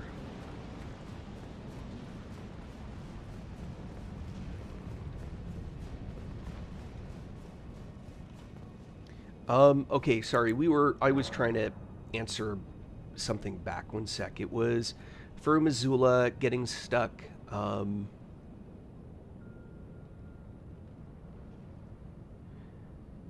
Crumbling Azula. So watch review if you want to go back, pick up again.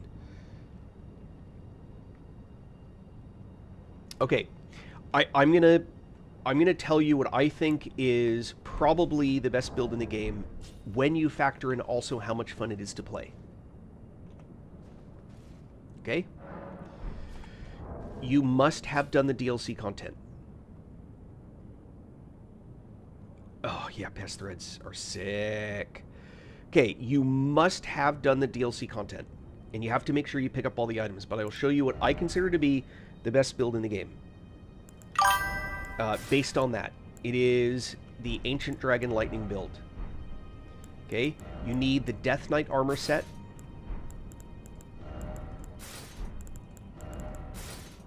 So you need the full Death Knight armor set.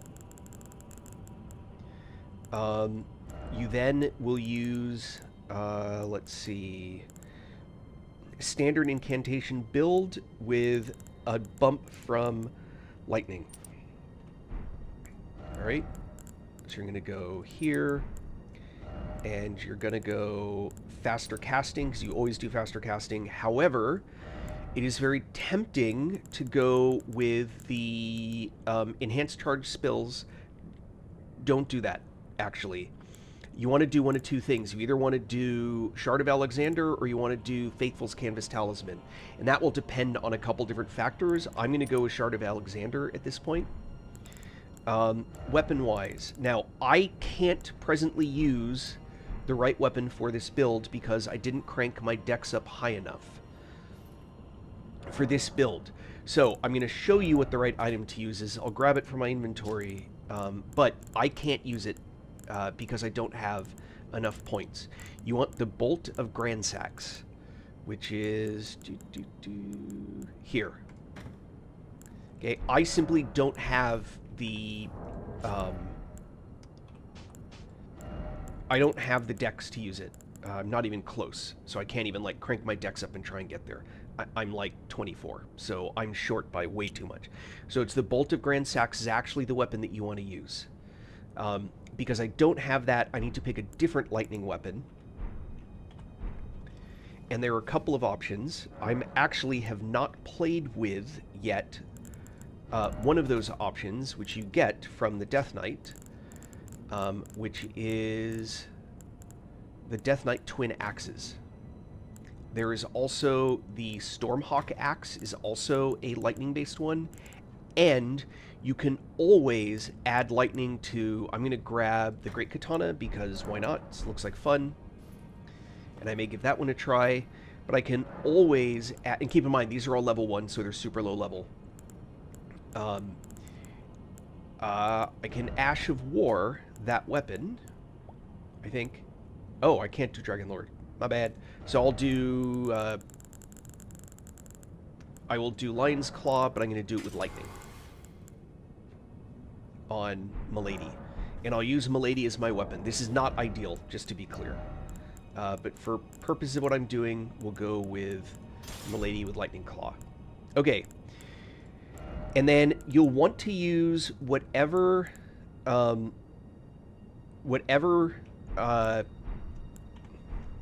on. Grasping.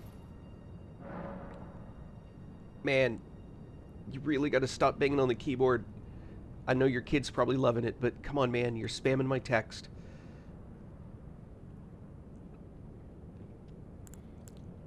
All right. Sword chest. Hold on.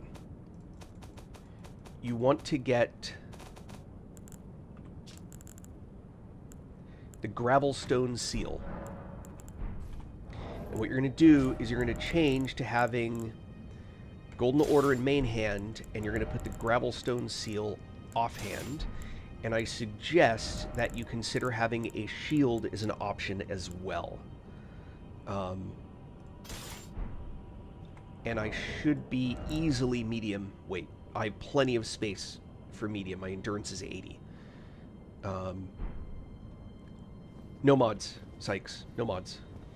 So, and then I have to fix my spells. That's a really critical part. Gotta fix my spells.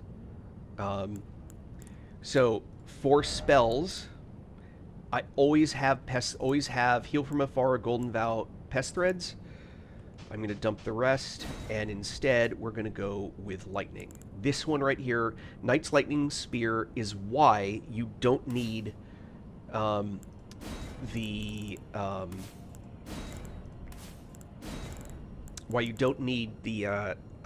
empowerment. What you would call it? It's why you don't need to run an empowered the icon, the talisman that gives you increased in spell power for loaded spells, because you don't actually get that advantage. It works for Pest Threads, but it doesn't work for your bread and butter spell.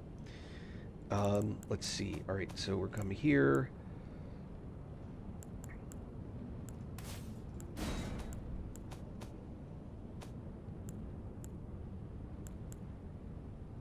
In this case, we will go with debating what I want for that last one.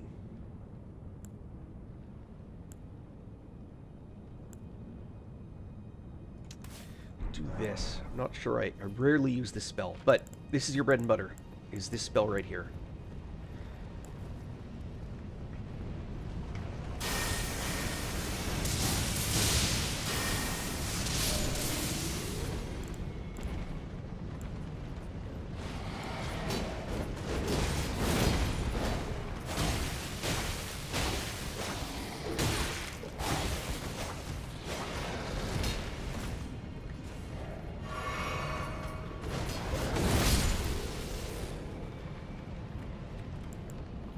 This is what I meant to do. Golden Vow. Need some healing. Alright, so this spell, without the Bolt of Grand Sax, I can't do the biggest part of it, but... Oh, I'm even using the wrong button for spell. Hold on.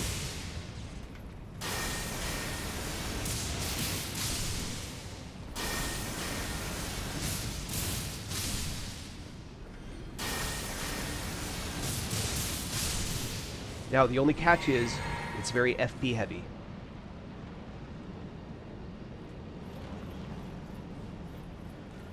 Yeah.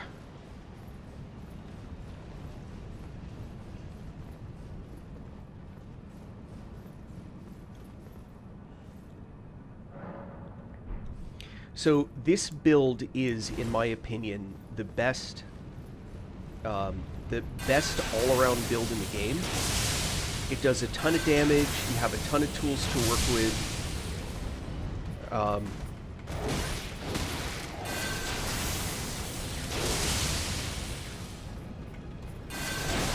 Probably gonna die here. I waited too long. So, I actually wish that when I started the game I focused on melee and then added magic later. It's much easier to learn magic from melee than it is to learn melee from magic. Because, yeah, magic is super fun for sure. You know, without a doubt, magic is super fun.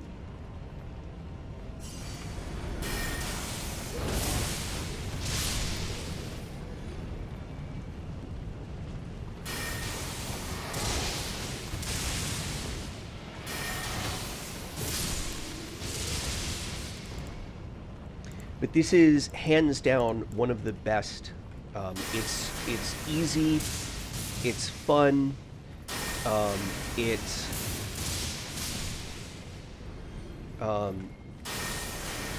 has enough utility in it that you can do some pretty cool stuff.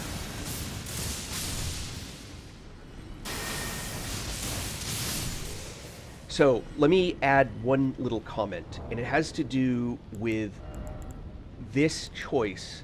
By the way, Shard of Alexander, actually, it makes more sense for me to use this right now because I don't have Bolt to Grand Sacks, but with this build, what it is that makes, that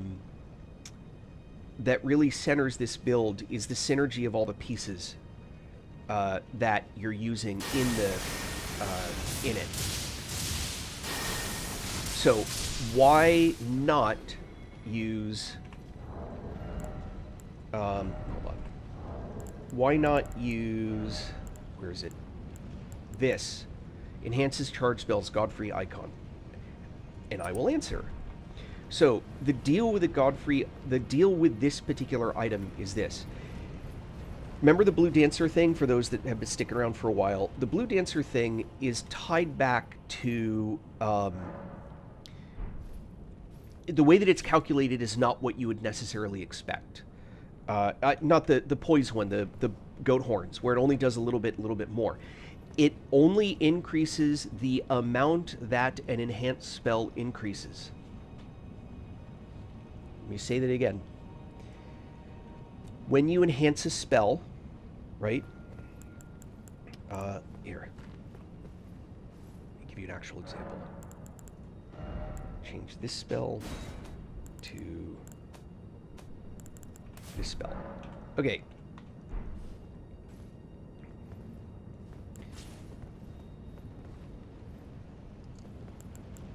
Here we go.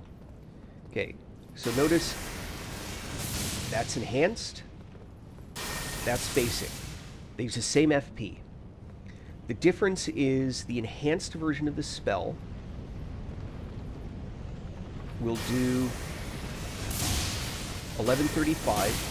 Basic does, what, 454, 754? Okay.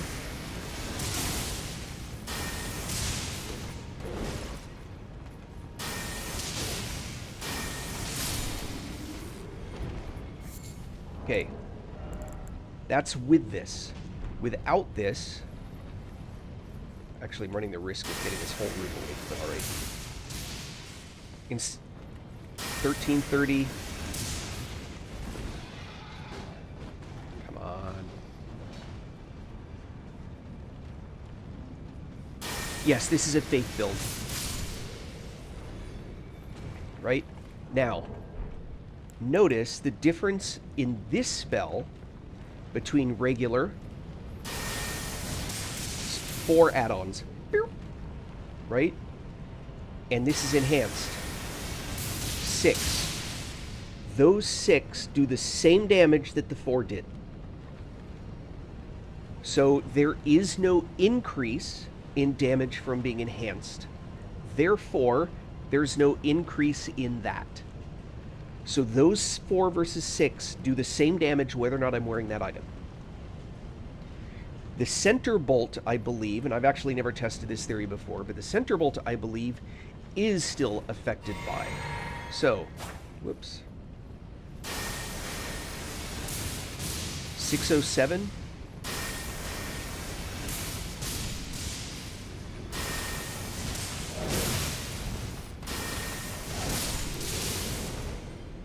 So that was 607. What do you got for me? Sanctuary Stone. Thanks. Okay, 607 was without it. Now, with it. There's one more guy in here. I'll do a test on him. I'm looking specifically at that first bolt. Right?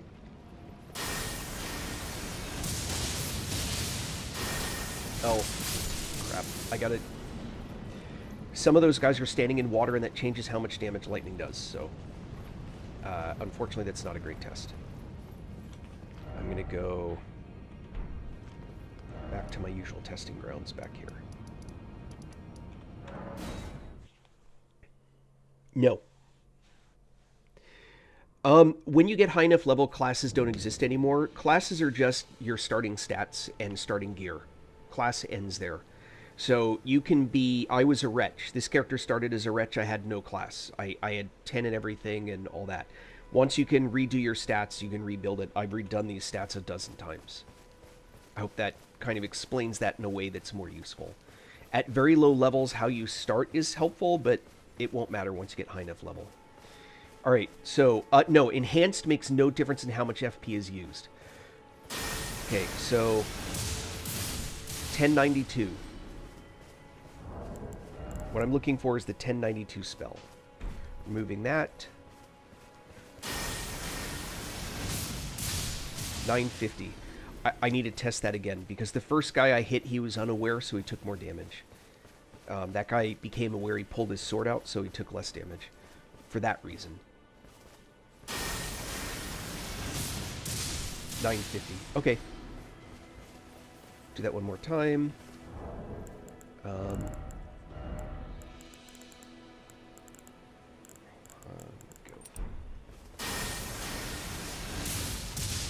So, 950 versus 1090. It's 100 and something more damage on that first bolt only. But it doesn't affect the rest of them. Whereas, this affects them all. So while, and again, I'm talking specifically about this one spell. Right, the critical part here is that we're talking about one specific spell and its effects. So, if I, and I'm using offhand to cast and everything, because I'm way more. So, this single bolt won't do as much. 986 instead of the 10-something that it was doing before. But all 6 of them now do more damage. And that's the key. There's not really a fantastic place to test a ton of damage like that. There's a mob that's perfect for it. I'm trying to think of where it is without absolutely destroying myself. There's a few different places to find one. One's in the DLC.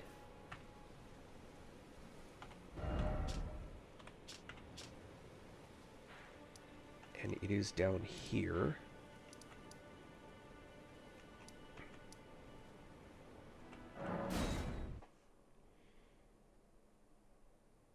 There's one I can get to really fast. I just need to... Nope, that's too far. Fissure waypoint. Yep, this is the one I'm looking for. No, this is not the one I'm looking for.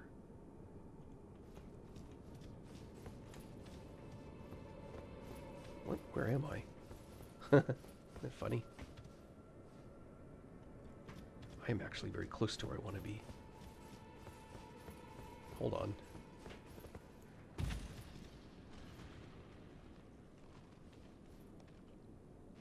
Oh, I am in the right place. Alright, hold on.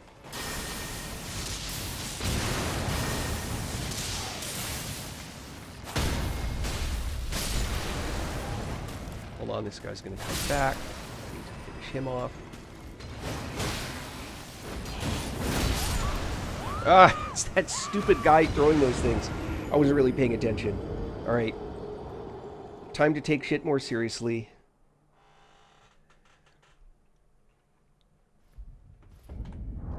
Hold on, hold on.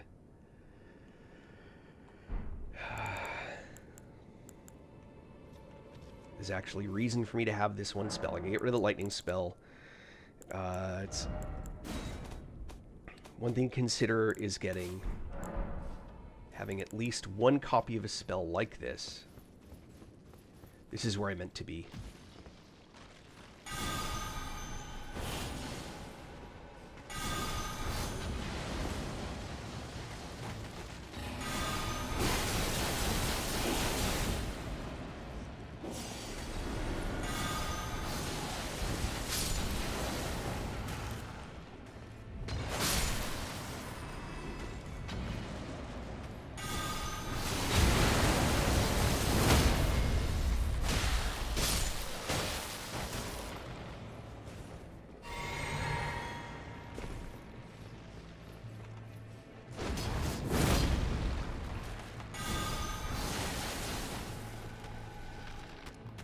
Oh, really? That's kind of crazy. Alright. So. Oh. Dang. Wait a minute.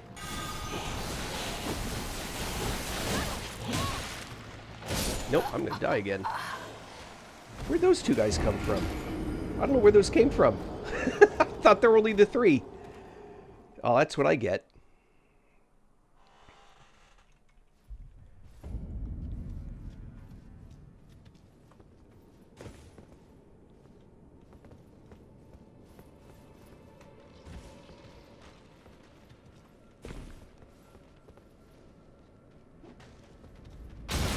Oh, Nike. He actually reached me. All right.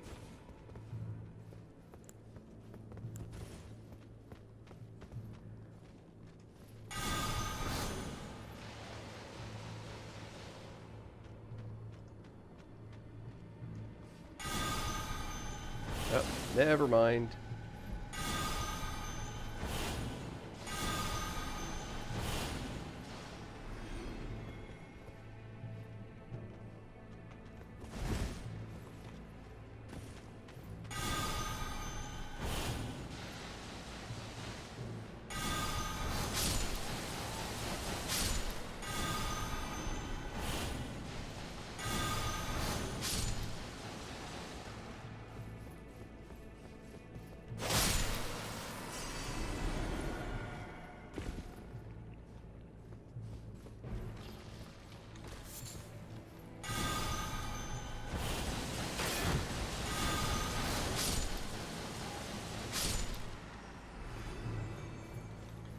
This blob is what I was looking for, by the way. Alright, now I can test what I wanted to test. Okay. So the question is, what effect, how do you get those? Which? Sorry, Mike. Sorry, Sykes. Okay, so if I'm doing the Knight's Lightning Spear with the Faithful's Canvas Talisman. There we go. So, I'm looking at all of those. Oh, that's a spell. It's this multi-layered Ring of Light. It's an incantation.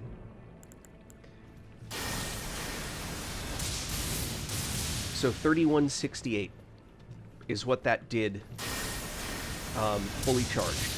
Right? 3168. It's the second. It's the combination of all the hits, right? So 3168 is the total. Oh wait, hold on, I'm pressing the wrong button. Do this again. 4040. Okay. If I change to this guy, 4128. Interesting.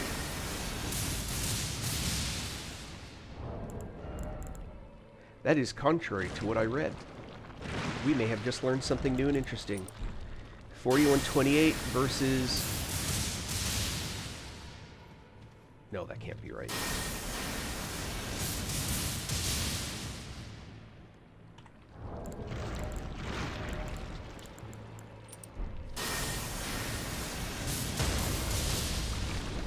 Oh, well, now it's... Huh, alright. I just learned something new.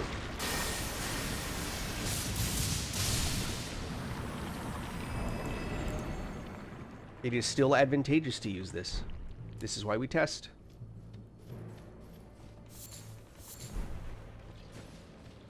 Alrighty. Well, there you go. Ugh. Yuck.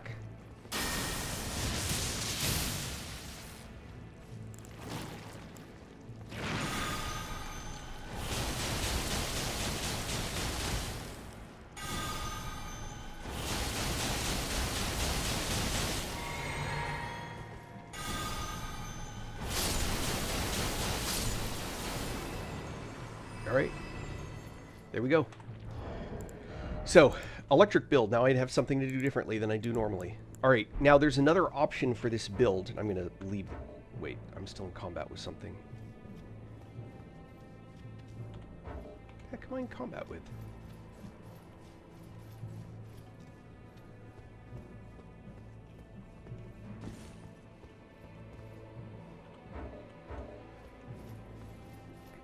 It's got me locked in combat. That's weird. But I don't know with what.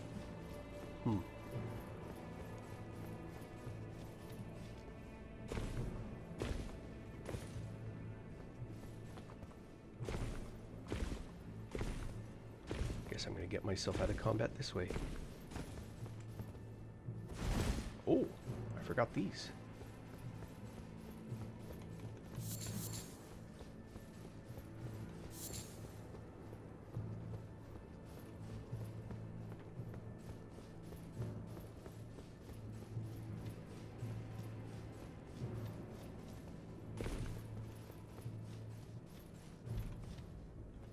The heck are you fighting?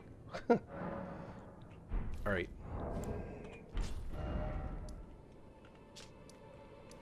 Alright, good to know. Something new. So, yeah, the problem with those things is that it's incantation. So you need a build that's designed for both. Which, there's an item for that, but it does less damage. If you use... this item, Staff of the Great Beyond, you can cast both incantations and sorceries with the one item, but its scaling is low for both. So you'll never do as much damage with this item as you will with the other ones. But it's handy to have one item that lets you cast both. So you can have like rock slings set up and other stuff. I hope that's somewhat useful. So there's another option for the lightning build. And this one, in a way, is kind of cooler. You have to do a certain quest a certain way, but you can get, as a result, a specific item, which I'm actually going to put here. And it is this heart. Now, the catch is... no armor. You can have the rest of it, but you can't have armor. But when you use this item the first time, you turn into a dragon priestess. First use. Second use, you get a buff that stacks with everything. This is a freebie. In particular, you do massive damage with stuff like lightning spear. The drawback is you're not wearing any armor. You do get some physical buffs. There is some advantage, but there's a limit to how much that you get. Now, here's the catch. You cannot take this effect off. This will wear off. The buff here will wear off every minute. That will go away. However, the actual being in this form, you have to die to lose it. That's it. So once you've done what I just did, you have to be in this mode until you get rid of it. To do the build, you actually want to have your faith maxed out, and you actually want to have your arcane and your dex at least 40, but your dex becomes your primary damage, because that's when you're going to use the Bolt of Grand Sax. Now, I'm pretty sure that it's not going to let me use it effectively. Let me see. Yeah, it won't let me use the main effect that it has. Unless I get my dex up to 40, and there's no way I'm going to get my dex up that high.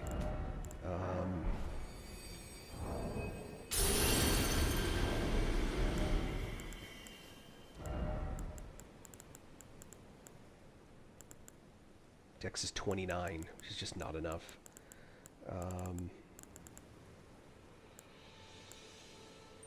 34...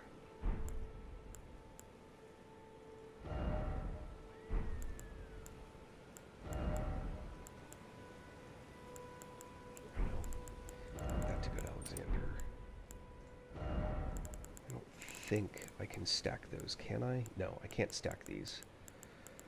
I can do dex 39.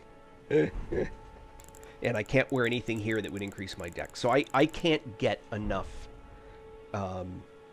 enough dex to use this item, which is a bummer. I'm 1 point away. I don't think there's anything else I can do to increase my dex any further.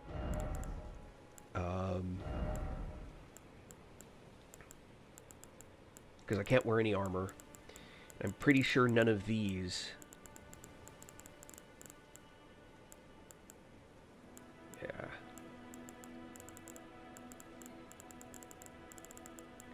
Yeah, none of this is going to get my dex any higher. It's a bummer I missed it by 1, or I'd show you what the item can do.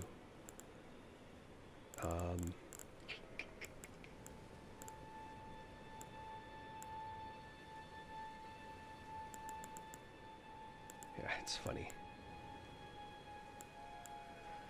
Huh, bummer.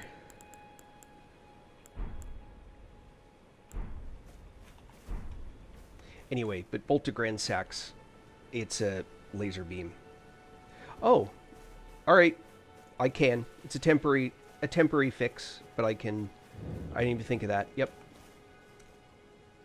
Just so I can show you this. Wondrous Physique.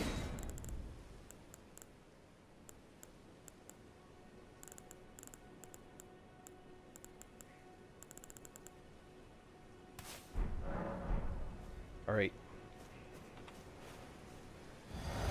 This should get me there. Temporarily, at least. All right, so watch.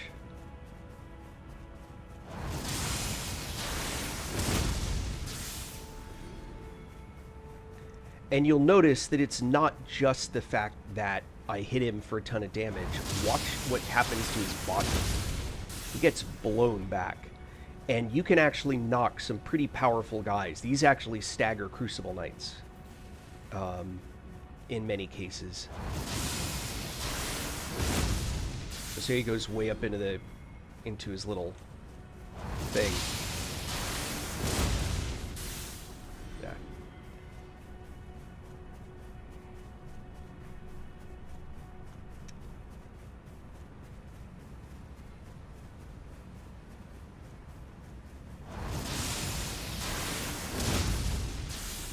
Yeah. It's kind of gross. All right, popping back.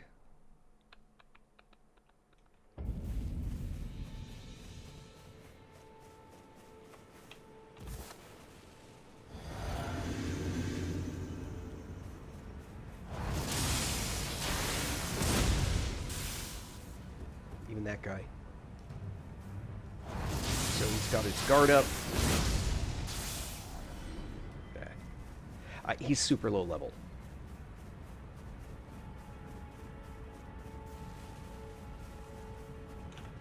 Anyway, normally you'd have lightning in there. So what you put in there is damage negation as always, and then lightning. But again, that will So notice I'm still this even though I camped out. So I'm now stuck in this form until I decide to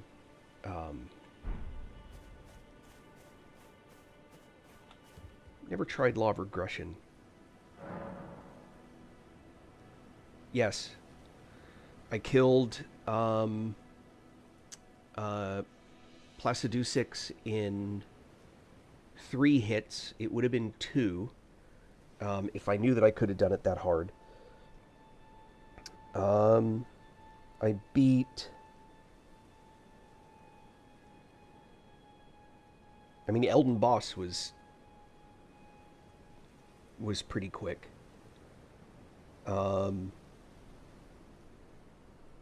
That one may actually be on my YouTube channel. Come to think of it. Sorry.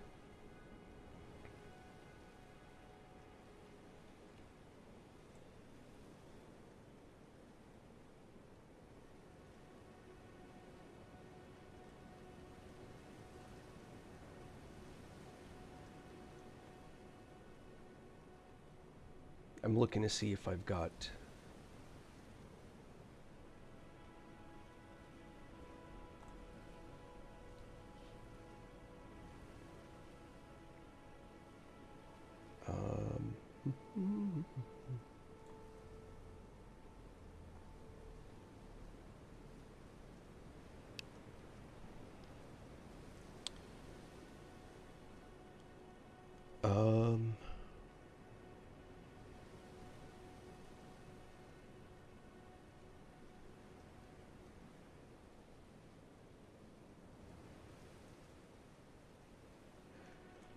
Yeah, my Placidusix fight was 2 minutes long. Let me see. Can I summon him further away? And if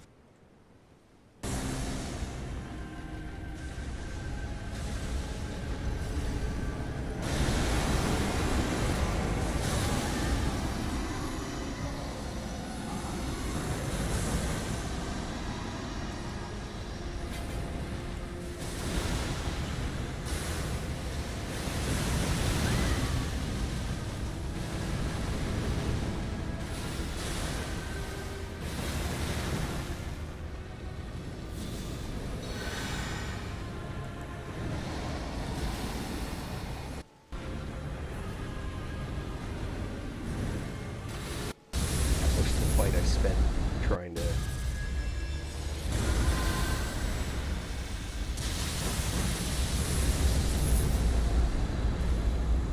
Alright.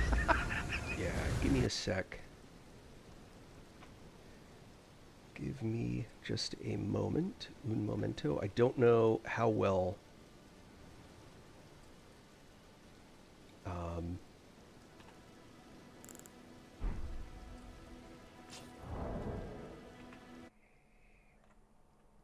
Right now you're seeing my desktop.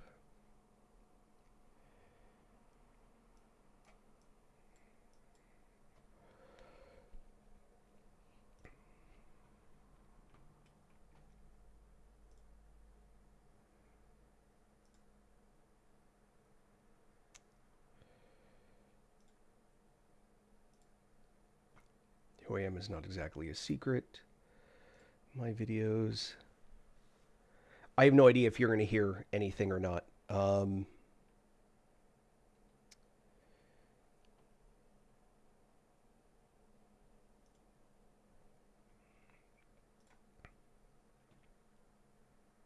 I summon him further away? And if I do, what will happen?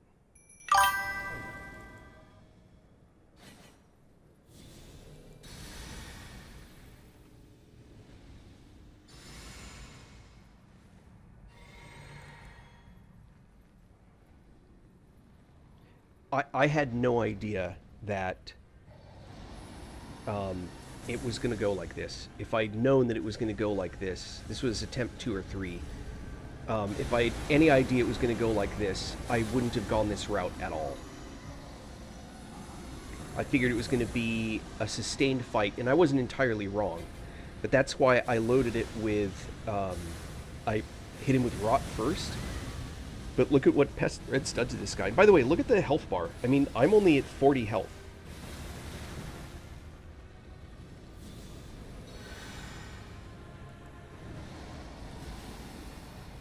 And Rot is definitely taking some of the work. Where'd he go? It's just irritating because I don't know where... This fight's lame because it's like, where the heck did he go? You know what I mean?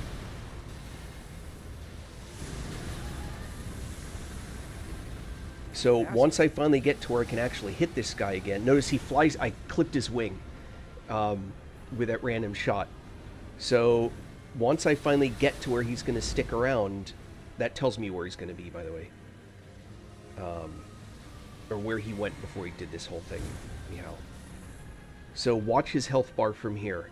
This is when I figured out that lightning actually works pretty well against him, and I didn't think that it would.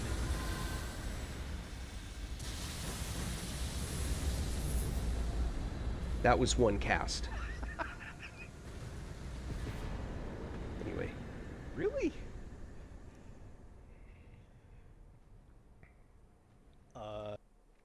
Yeah. Anyway. So yeah. Another one that I haven't filtered yet. I think it was 3-shot instead of... I think that was like... Technically, I guess, because I clipped him with a shot, it was 4 or 5. But, I mean, I hit him with a couple of... Anyway, you saw. But I've had some pretty good success with some of these. And then, I don't think I got a... Let me go back and look. I don't think I had...